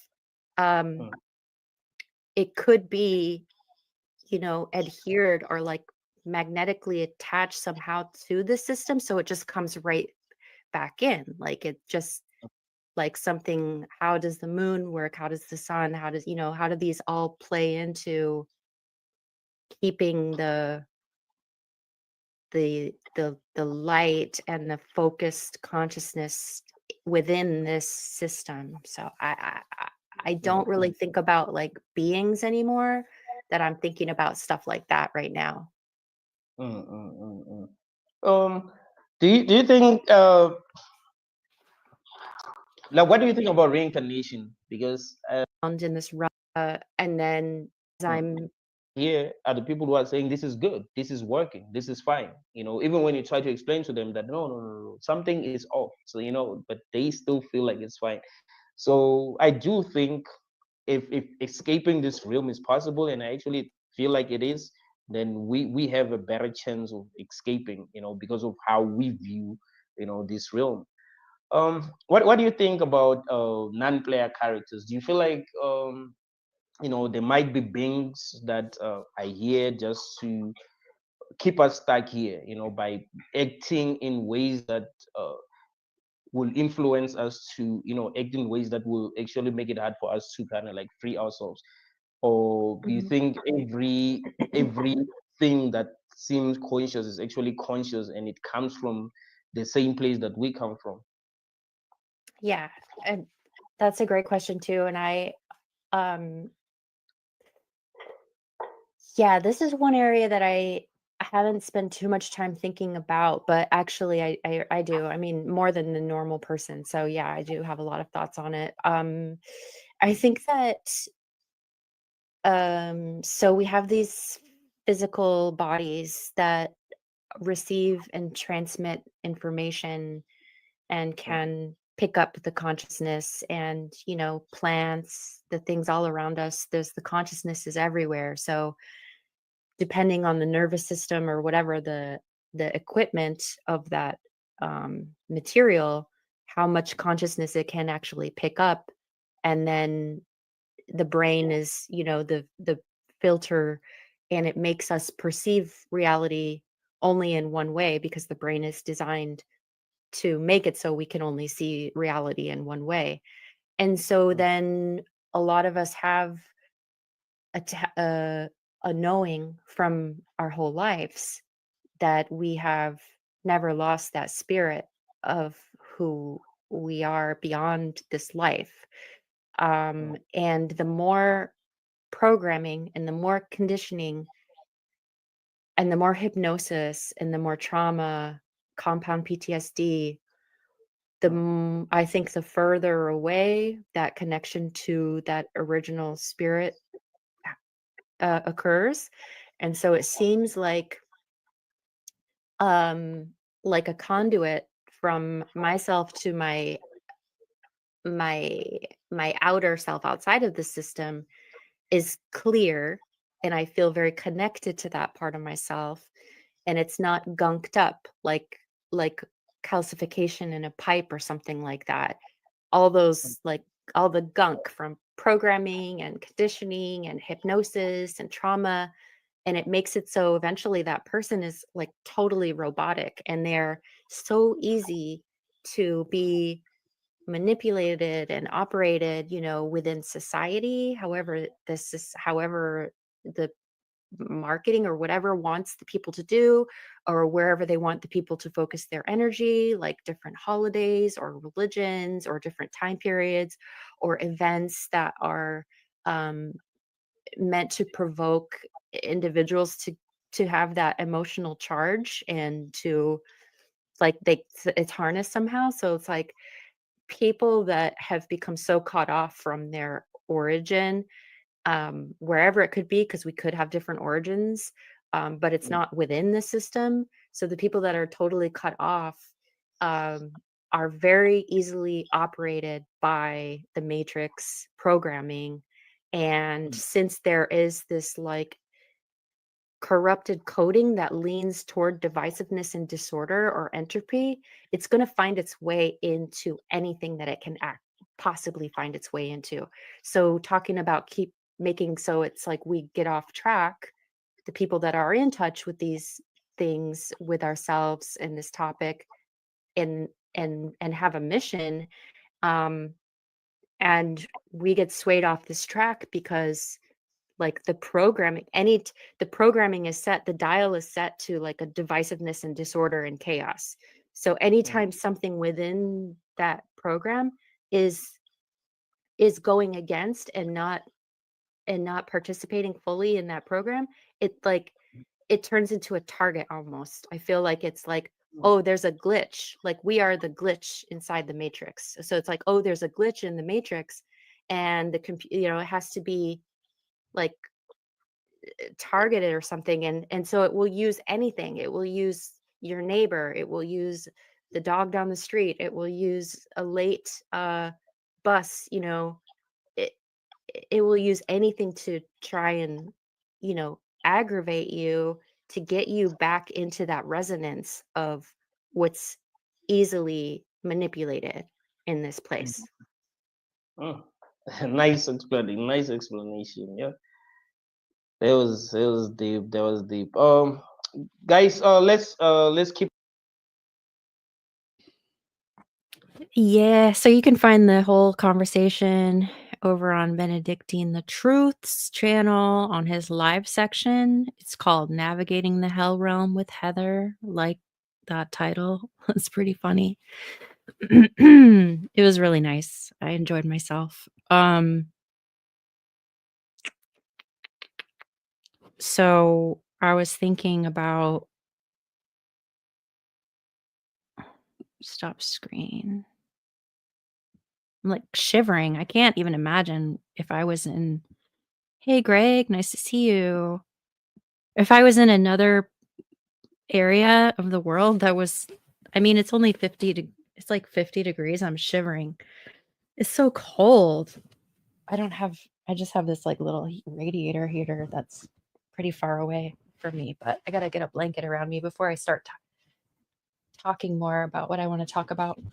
I'm so cold. Ooh. I was thinking about quantum entanglement. I was thinking about focused awareness.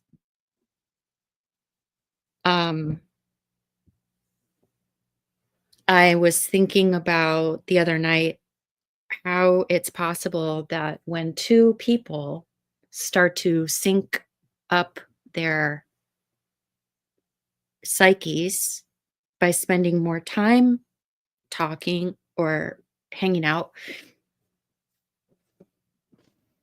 it creates an entanglement. And then, since there is Einstein's theory of spooky action at a distance, thanks for the fire. That's warm fire. I need a fire. I am moving.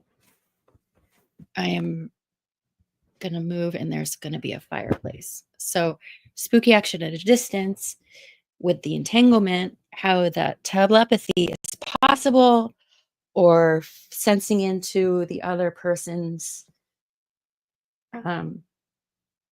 activity of a certain point of the day or night or something, and just like having these feelings and these knowings because we've like synced up our biofields or our fields somehow, our etheric fields, or however, psychic fields. That, so I was thinking about all that. I'm like, okay, it's possible to have telepathy with these people because I have experienced it. I have, you know, when there's focus on one another, when each individual is focusing on the other, that focused awareness, like a laser, like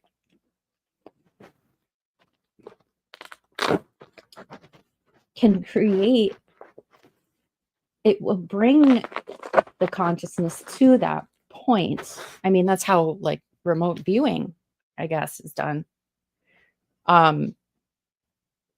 So then if I have fragments of myself that are not integrated here in this incarnation right now, yeah, I'm going to try to do that. Discog. I've been working with Qigong, the Dantian, the internal furnace. No, I know. So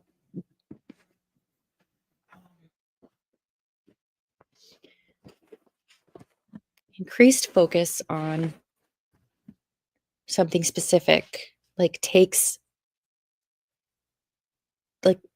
a part of, it's like a portal. It like takes a part of our consciousness there. It like can actually, you know, it seems like with the the tulpas or the egregores with increased focused awareness on a specific energy or entity, it it holds itself in a field, and then it can become its own system of consciousness, or become its own being. So anyway, coming back to the focal point of awareness between individuals, um, allowing for spooky action at a distance, no matter where in the whole universe, not even within this realm, they say that the other particle that has been entangled has the same information available in their fields, no matter how far away in any bit of time and space. And then with the other CIA document that talks about the gateway experience, about the absolute, and how that the realm is a fractalization of the whole of the absolute, the holographic fractalization of the whole, so that all time and space is happening simultaneously, and everything is already always just happening, which is a mind bender. So last night I was doing this exercise while I was resting, and I was thinking about developing a connection between myself and another part of myself that knows and that's healing her body, that has all the nerve, that has the strongest nervous system, that actually is able to repair these things that are said to be irreparable, that has strength that I can only dream of at this moment. Developing a connection, or even because, like, I was laying there last night, I was thinking, and I was observing my thoughts, and they were they were not the narrative that I feel conducive to. I didn't feel that they were of proper stewardship, if I could say. They were not allowing for my nervous system to feel calm. They were putting me in a state of anxiety and worry. And I was like, why, how much time do I spend having thoughts like these? And what is it actually doing? And what kind of a signal is that sending? As Sunkist mentioned yesterday in her live, talking about, the water and the research by Masaru Emoto of the intentions having an effect on water molecules and the structure, whether or not they're harmonious or disharmonious. And if I have internal intentions or internal thoughts, what is that doing to my physical body? And what is that doing to my biofield? And so I feel a responsibility, the more I know, to have a refinement of my conditioning process of my thoughts, my psyche, my feel, all the different fields of mine.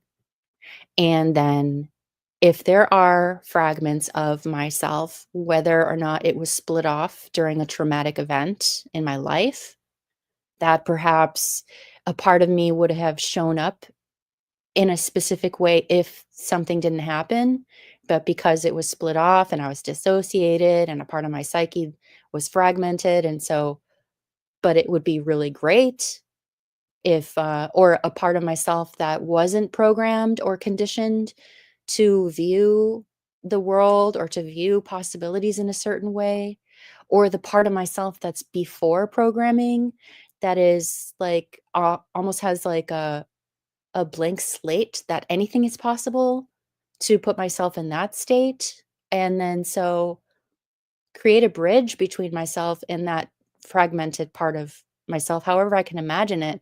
And instead of me thinking and worrying about this or that and spending so much time actually thinking about those things, why not try and think about what this individual is like, and the attributes and the characteristics, and then make that make that tulpa, like create that as it's a real thing, and then develop a quantumly entangled relationship with that part of myself that has everything that I need. And through the spooky action at a distance, as I'm communicating and I'm focusing on her, she starts to focus on me, and then I can pick up what she has, if that makes sense. What do you guys think about that practice? Anybody have anything to say? Does anybody want to come up and talk? And let me read the chat. I am not human, and my biofuels is under mind control.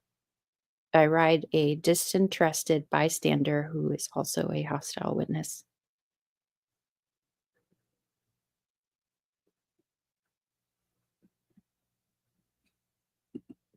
Chips with Zepto salsa?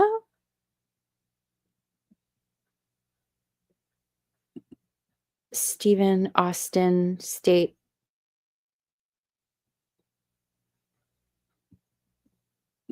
Nakadoches?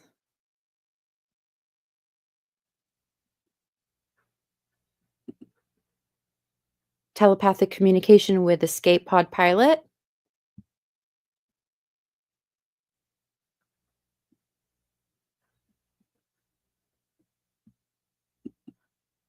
I'm not worrying about the minutes. I'm not coming back to this place. Wrong. Bye. You will be hearing from my lawyer. Yeah.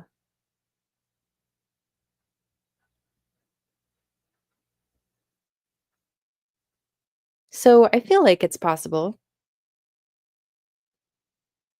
to,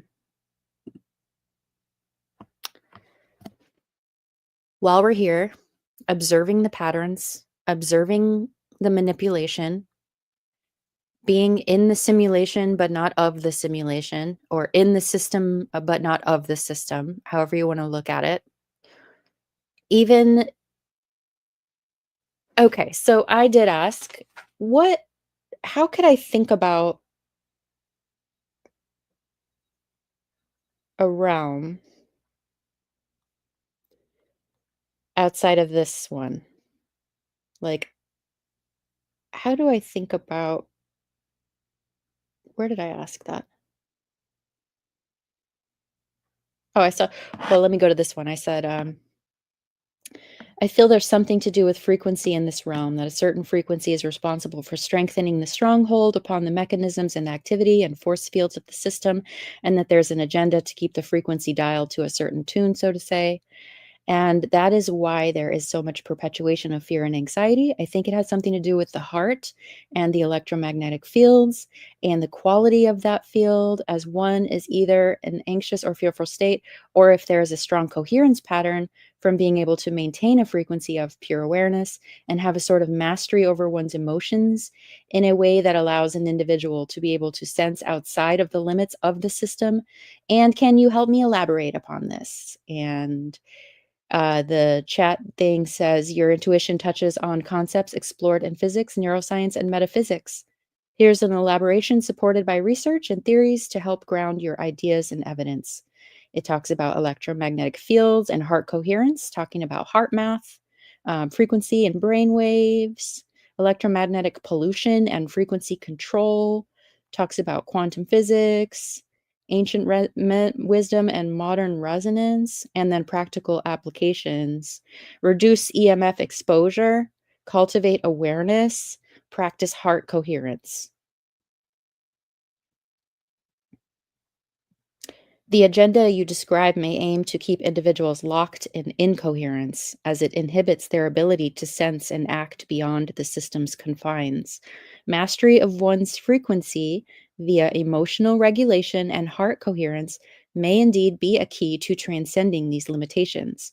Emerging fields like neurocardiology and bioenergetics provide scientific support for this perspective, bridging the gap between ancient wisdom and cutting edge research. That reminds me, as it said, bridging the gap, I think there's going to be a cool conversation tomorrow on Journey Points Home, I believe, with that same title, Bridging the Gap.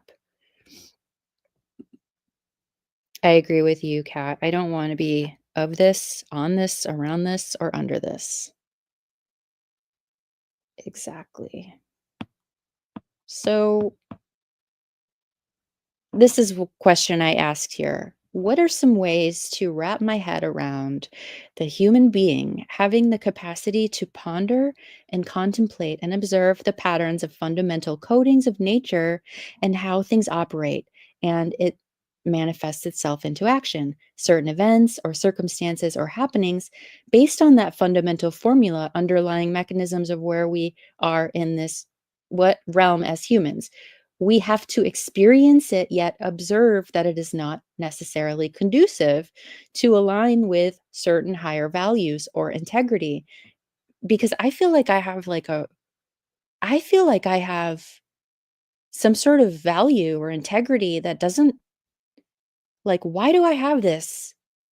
Why is it so wrong to me? Why does this, like, for some people, it doesn't feel wrong, but why to me does it feel so wrong? Like, where does this higher integrity come from?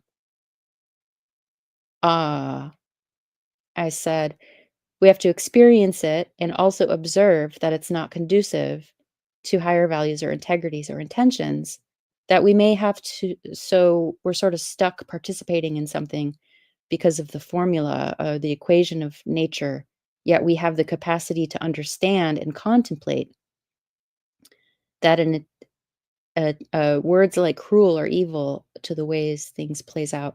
I don't know why I wrote that like that. This is a profound question about reconciling human awareness with the seeming indifference or harshness of the natural design. It's trying to give me some ways to reconcile. It says, understand duality and the paradox of observation, the role of human meaning, exploring patterns, the interplay between free will and determinism, acceptance and action, find solace in the bigger picture. But all of that to me felt like coping. Like, here's some things to read that will help you feel better about participating in something you don't agree with, and that's like not really what I wanted. I said, it doesn't seem that if we were inherent within the design that there would be any thoughts or observations leading us to think that something is wrong or cruel or evil. Where does this knowing that there is a possibly better way or a more gentle way to have these processes unfold, or have a design created where cruelty and evil and transactionalism doesn't play such a strong role? It seems like the increased advancement of some sort of biological technology of our nervous system or DNA or something allows the humans to access a level of observation or concentration of awareness that isn't available to a lot of our surroundings. It says human awareness as an evolutionary anomaly. This capacity creates a gap between experience and observation, a kind of meta awareness that other beings might lack. From this vantage point, humans can imagine alternate possibilities, including ones that feel gentler or more aligned to values. So then it's doing the coping thing. The role of suffering in consciousness development. I don't agree. A better way implies a connection to a higher blueprint. The awareness of a better way suggests that humans are capable of accessing a kind of intuitive or transcendent knowledge, a glimpse of a higher order or a more harmonious design that isn't yet fully realized in the material world. This could be linked to the evolution of our nervous system or DNA, allowing us to tap into a collective or cosmic intelligence, and might also reflect a latent potential in the universe, one that humans are uniquely positioned to perceive and manifest over time. So, like, our nervous systems are becoming like more heightened and able to perceive these things and sense into these things, yet there is like a societal agenda to um, make it so that we're not able to do that, so that our nervous systems are dulled down. And um, I said, what are some examples of an evolution of natural design toward the more love, empathy, compassion? What are some refinements to the system that could be in place, thinking of universal principles and understanding? Um, I, if I was to create a realm or introduce more of these higher universal concepts into the way that they're currently, some ways to think about this besides just in human terms, like how can the mechanics themselves evolve toward a higher octave integrity?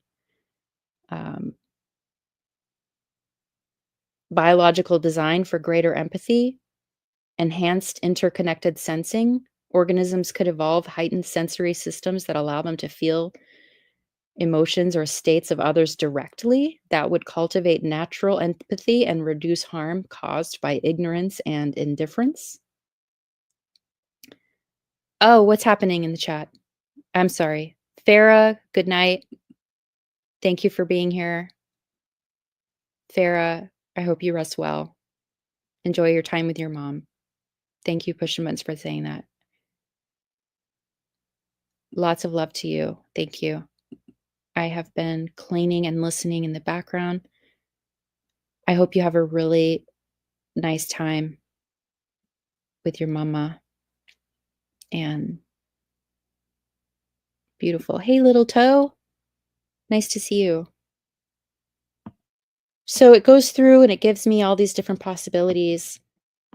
Natural cycles with gentle transitions, non-destructive decay, harmony in competition, energy redistribution, a shift toward collaborative intelligence, reframing the nature of conflict. Instead of evolution being driven by the survival of the fittest, it could be based on alignment with universal principles. Beings that resonate with higher values like compassion and harmony naturally thrive, leading others toward these qualities. Growth without suffering. Challenges could be designed as opportunities for exploration and creativity, not as struggles for survival or dominance. Integration of universal laws into refining the spectrum of life and death. So I could read all this, it would take a long time. I have it though. Maybe I will copy and paste it, put it somewhere if you guys are interested in these thoughts. Please provide 2 detailed examples for each one of these possibilities to assist someone in understanding how this is possible and to visualize it taking place in each situation. So for biological design for greater empathy, it says for the first example, imagine all living beings having an enhanced energetic field, like an aura that conveys their emotional state. For instance, when an animal feels fear, its energy field emits a calming vibration instead of projecting panic, allowing nearby predators to sense and understand its distress. This subtle exchange encourages the predator to seek other sources of sustenance, reducing unnecessary suffering. I'm not sure about that one. That's interesting. Healing through symbiotic touch. Organisms could naturally emit healing frequencies when in physical contact. When one person touches another who's in pain, their touch could stimulate cellular regeneration or emotional calmness. See, I feel like these things are already, we have available to us. It's just that with all of the static and the noise and the distortion and programming and the manipulation and CPTSD every single day over and over, it makes it hard for us to sense into those capacities. Reframing the nature of conflict, evolution through creative challenges. Instead of predation, predators and prey engage in non-lethal, playful competitions. Why? I don't understand. Learning through resonance. When a being acts out of alignment with universal principles, they immediately feel a resonant discomfort, like an emotional or physical static. This discomfort gently redirects them toward harmonious actions. Yeah, these are interesting. There's a lot of them.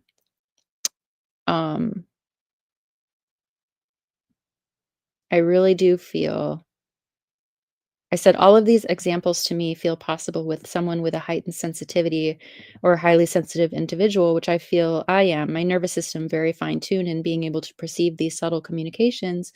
And all of this sounds to me like evolution towards syntropy as opposed to entropy.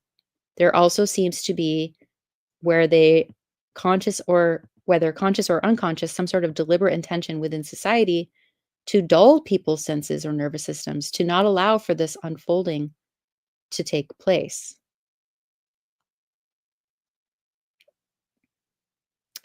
It says, as its final thoughts, because it gave me a lot of different examples, the tension between syntropy, which is order, harmony, and evolution.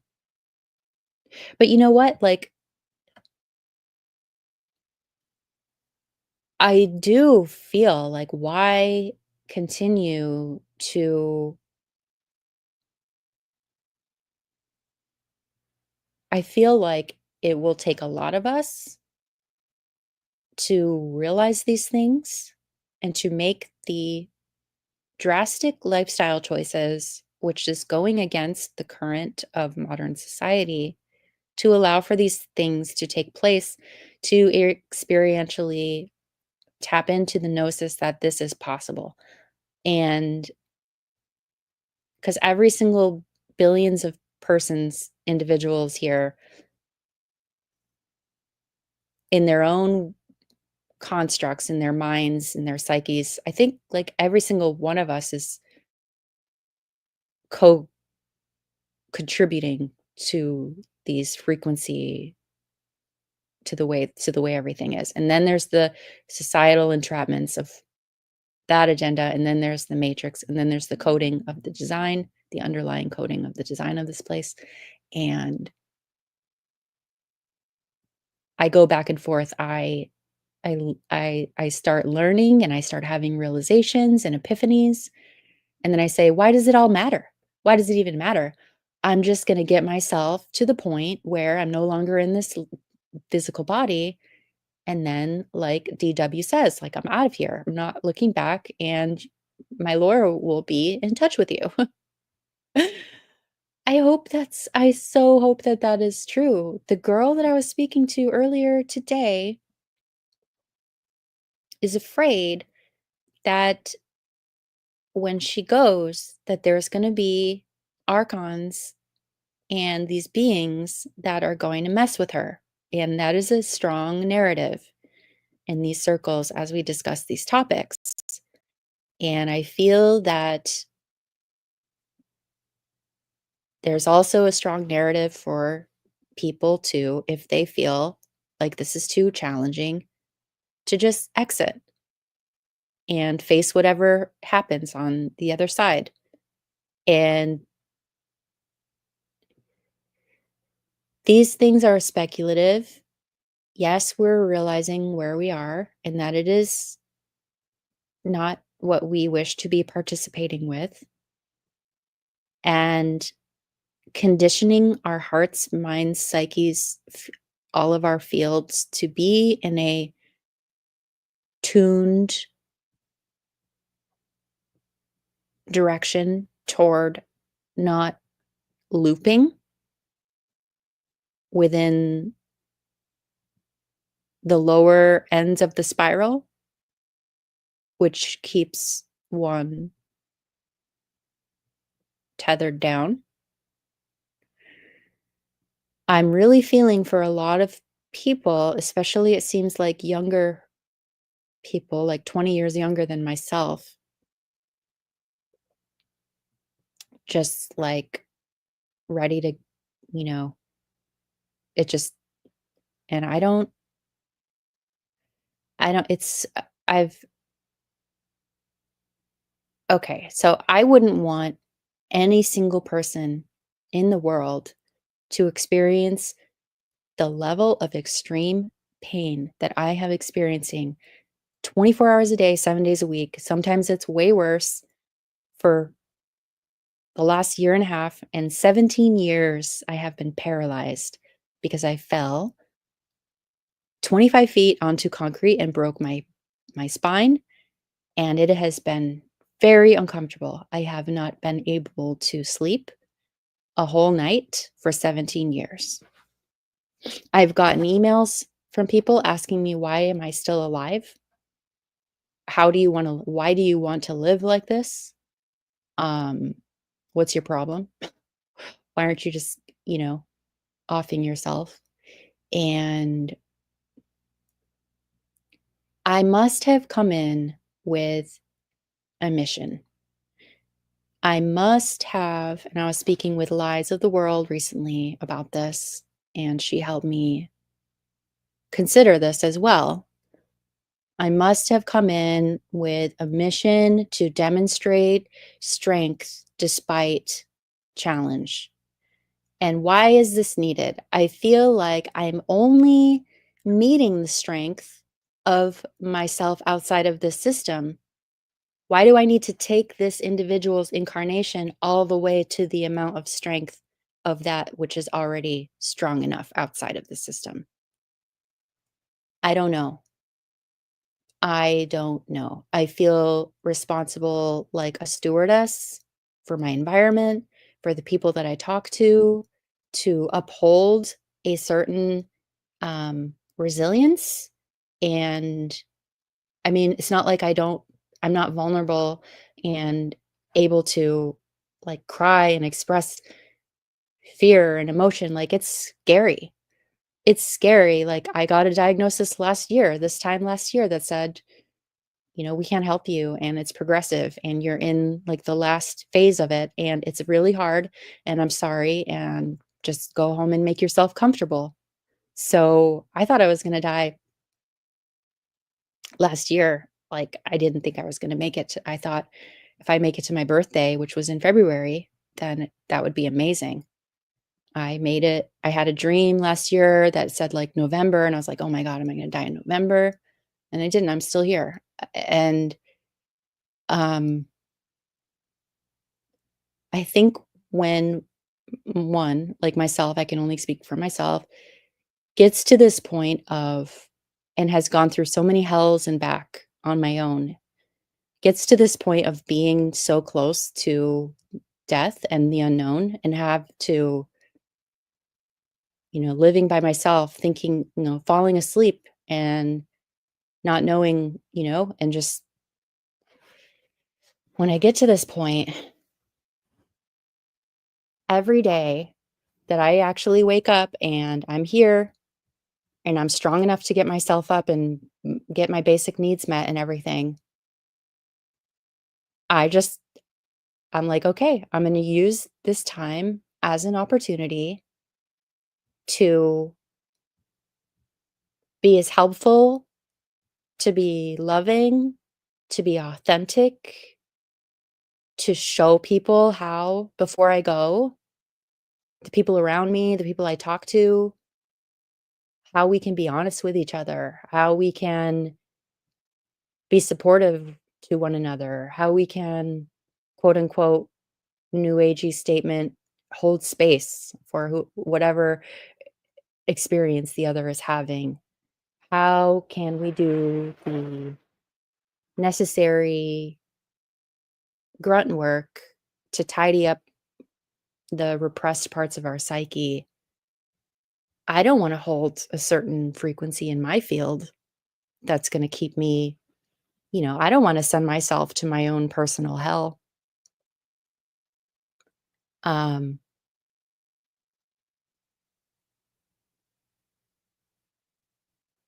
so I'm not dissociating. I'm not disassociating.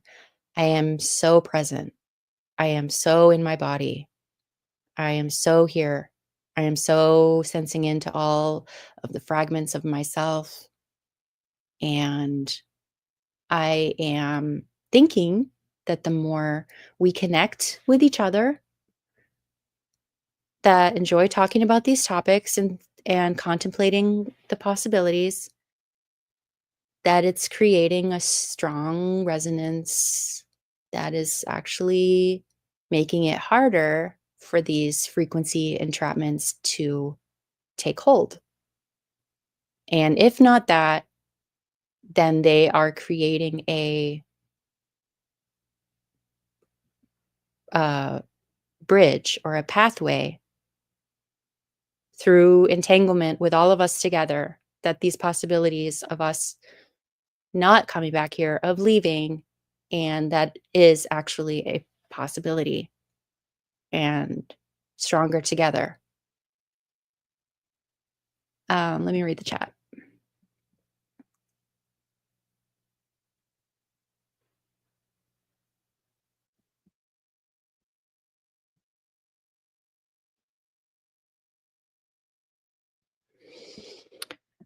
Let me go back here and read the chat. D-Dub, always funny. We got another funny person. Eric says, We are all figments of Heather's imagination. That is hilarious. We are all figments of each other's imaginations. Hail Zepto. Dumb people like to be entertained. Entertainment to capture the mind, entrap the mind. Hey, hey, beautiful people. Hey, one day at a time. Nice to see you.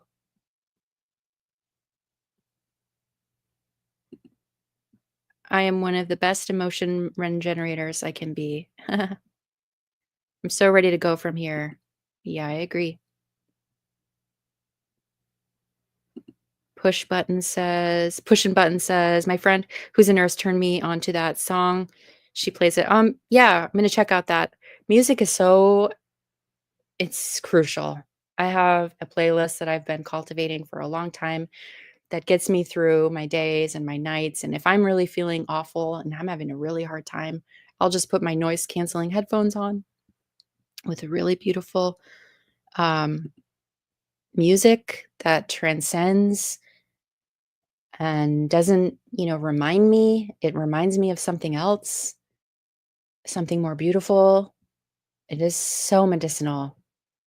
It is so, so helpful.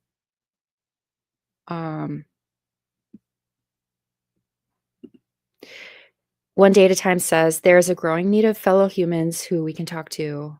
I, for one, have no one outside world who I can even begin. Yeah, we all seem to be saying the same things one day at a time. So I'm glad we're finding each other. Yep, Phoenix Protocol. That's why I created my own Discord server. I've been putting stuff in one that I've been making. I'm just kind of putting together like a library, and I'd like to, there's a lot of servers. I'm in the We Are Awake server, I'm in Phoenix server, Jake server, Benedictine server now. And yeah, I guess the more of us that have places that are like designed with our energetic signature as the blueprint, and we can all just hop around to each other's little spaces and see what's on our minds in our community or discussion group channels, have chats, the more the merrier. So yeah. Thanks, Kat.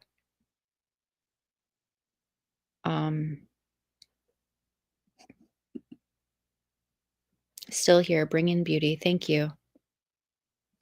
Is Forrest here? Never dumb your anything down for anything. Ambience World says Phoenix Protocol has the best Discord server. That's awesome. I'm just finding more and more servers. I love everybody's. It's great. And I love watching them evolve. And I'm the type of individual that flies around from this place to that place to that place and just like, well, hello, what's happening here? What's happening here? I'll share this here, I'll share this there. And then I'm going to, make my own little one too to share with everybody. One day at a time says, I actually think this metaverse virtual way of us connecting is a blessing in disguise. I was wondering how it would be if we would sit in a room and talk like this. Probably would be limited. Yeah, that's what Phoenix talks about a lot, is getting together in person. And what that would be like.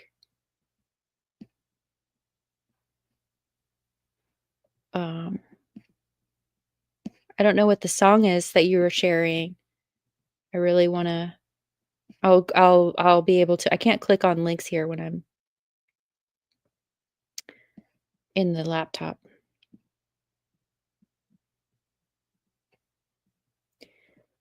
It's time to do. Okay, Kat, thank you for joining. It's really, really, really nice to have had you here tonight in the chat. Thank you. Great to see you. Can I do that? I can't like hold down your comment in StreamYard, and let's try to find this and play it. I'll find it. I'm gonna go over here. Well, I can play with you guys. I can play you guys one of my songs while I find that as well on my YouTube, the main channel. Oh my God, somebody made a video of me the other night. They shared it to me. I cried so hard. I never I cried so hard. I had to stop myself is because it was so beautiful. Somebody took the time to go through my videos on my main channel and edit them together with music and a message with my cats in there that I miss so much. And I cried and I was like, "Oh my God, I can't cry. It's gonna hurt my spine." Because even when I sneeze, it like hurts. I have to recover. When the crying, I just let it happen, and I'm always in a lot of pain. So what's a little more for a cry? I'm gonna play this. I'm gonna play this and share it with you guys because it's really sweet. Um, yeah, Stormy. You saw that pushing buttons? That's so sweet. I took it down somewhere because there's a subculture of people that fetishize people who are paralyzed. They're called devotees. And I noticed after I put it up that I got an increase of messages and requests from people that are devotees. And so I was like, oh, let me take it down. I took it, I think it was on Facebook. So I took it off Facebook, but I just loved it so much. I wanted to share with people. So I can just ignore those messages. And it's more beautiful to have this up than to take it down for anybody that's creepy and weird. So mute myself.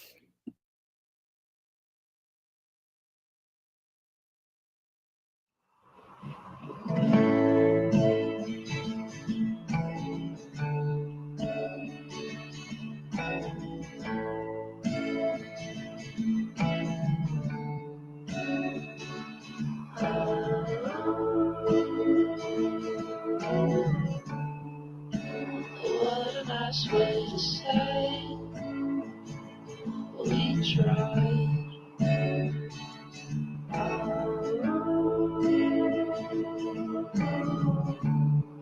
Just lifting our bricks apart. We died. Good morning, sunshine. The endless flowers. So that yes, we can have the human experience and have a really horrible time, go through something challenging, but we know how to stay connected and not get lost and destroy our spirit, break our spirits, break our hearts. We can remain intact and in love. And I want everyone to be able to feel the peace under the suffering, because it helps everything. It's an entire system that we're in here together. Nature, flora, fauna, humans, all the different species. We're all interacting together. Tomorrow was the day our first loves, you and me.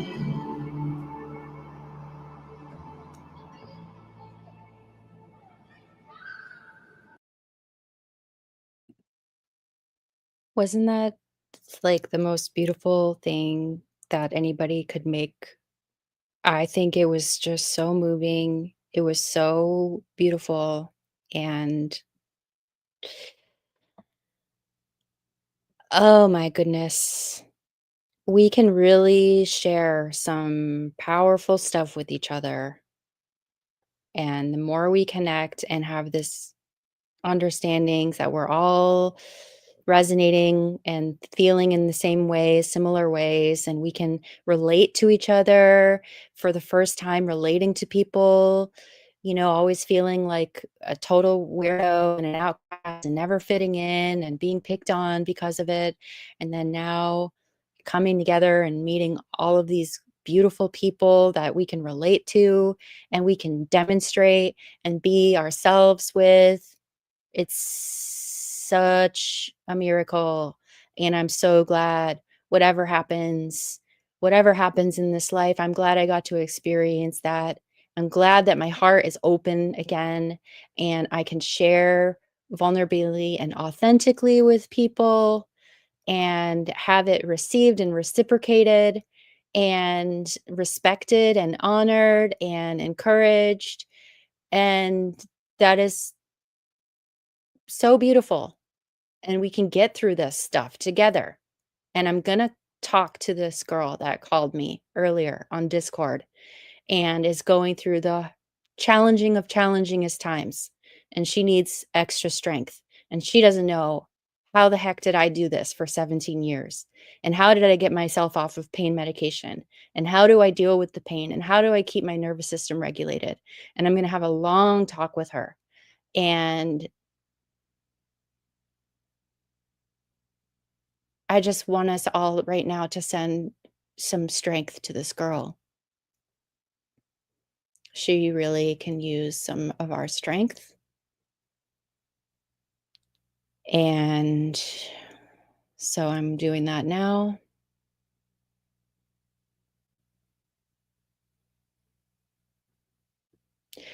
And I want to thank everybody for being here.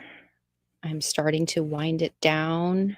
I'm going to read some of these comments. I'm so glad you're all here with me. I just love so much connecting with everybody. It's been so long. I've been so burned in my life, So I'm opening up my trust, as many of us have stated before. That's what we're doing. And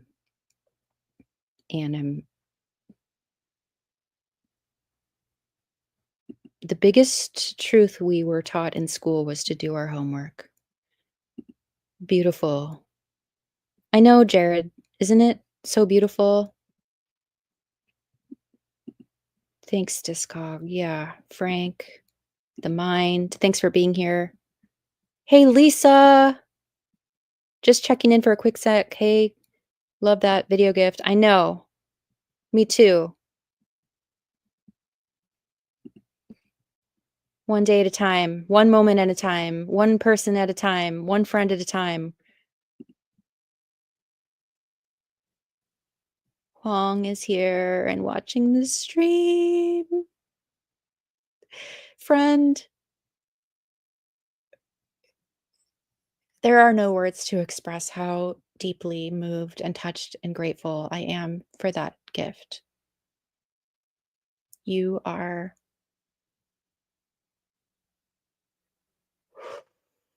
a powerful being with a huge heart. Thank you for sharing with us. Thank you for showing us how to do this.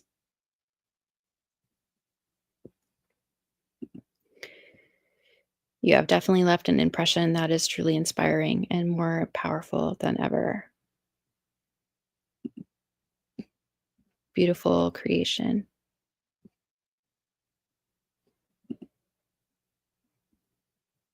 So much love and healing vibrations to, I just this new person. She just called me today. I could spoke with her for a little while. Sending a lot of get well strength wishes to Huang as well.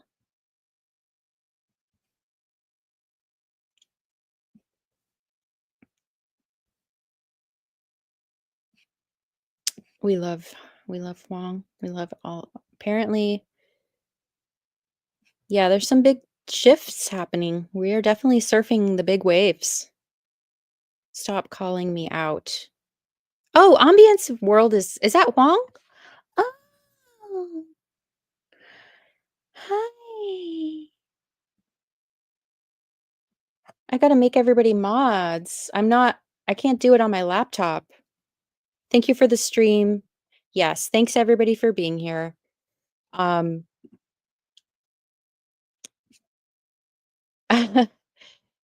Thank you all for being here. Oh, you noticed another Mandela effect? Yeah. Oh, yeah, no, I saw, yeah, I heard that one, Sweet Dreams. Yeah, I know, so weird. These changes in the field and everything. Okay. All right, everybody. Thank you for being here with me tonight. I am very I'm going to switch gears so much, you guys. I am going to light a little beeswax candle. I am going to get up and uh, make myself some steamed. I already steamed it. I'm just going to reheat it. Butternut squash that I grew from my garden. And what else? I have some. Oh, I got some French fries yesterday because I needed some French fries. So I'm going to eat those. I'm going to make myself some tea. I got some grapes for later from the farmer's market to snack on. I had some lots of food earlier, it was great. I'm gonna put on some music and just rest and maybe listen to a talk if I find something interesting online. And when I um,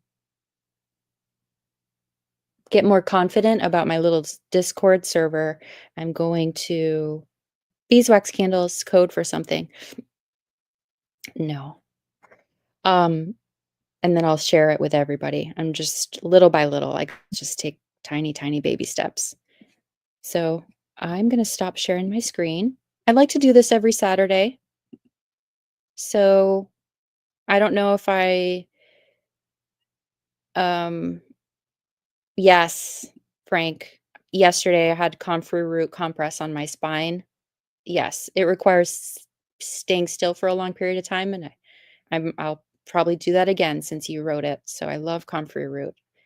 Uh, No, I just need it's cold and I want a beeswax candle. It gives me a feeling of warmth and just sweetness and sacredness to honor this stream, how awesome it was, connecting and chatting with all of you, for this girl that needs support, for myself that needs support and wants to have a good night's sleep tonight.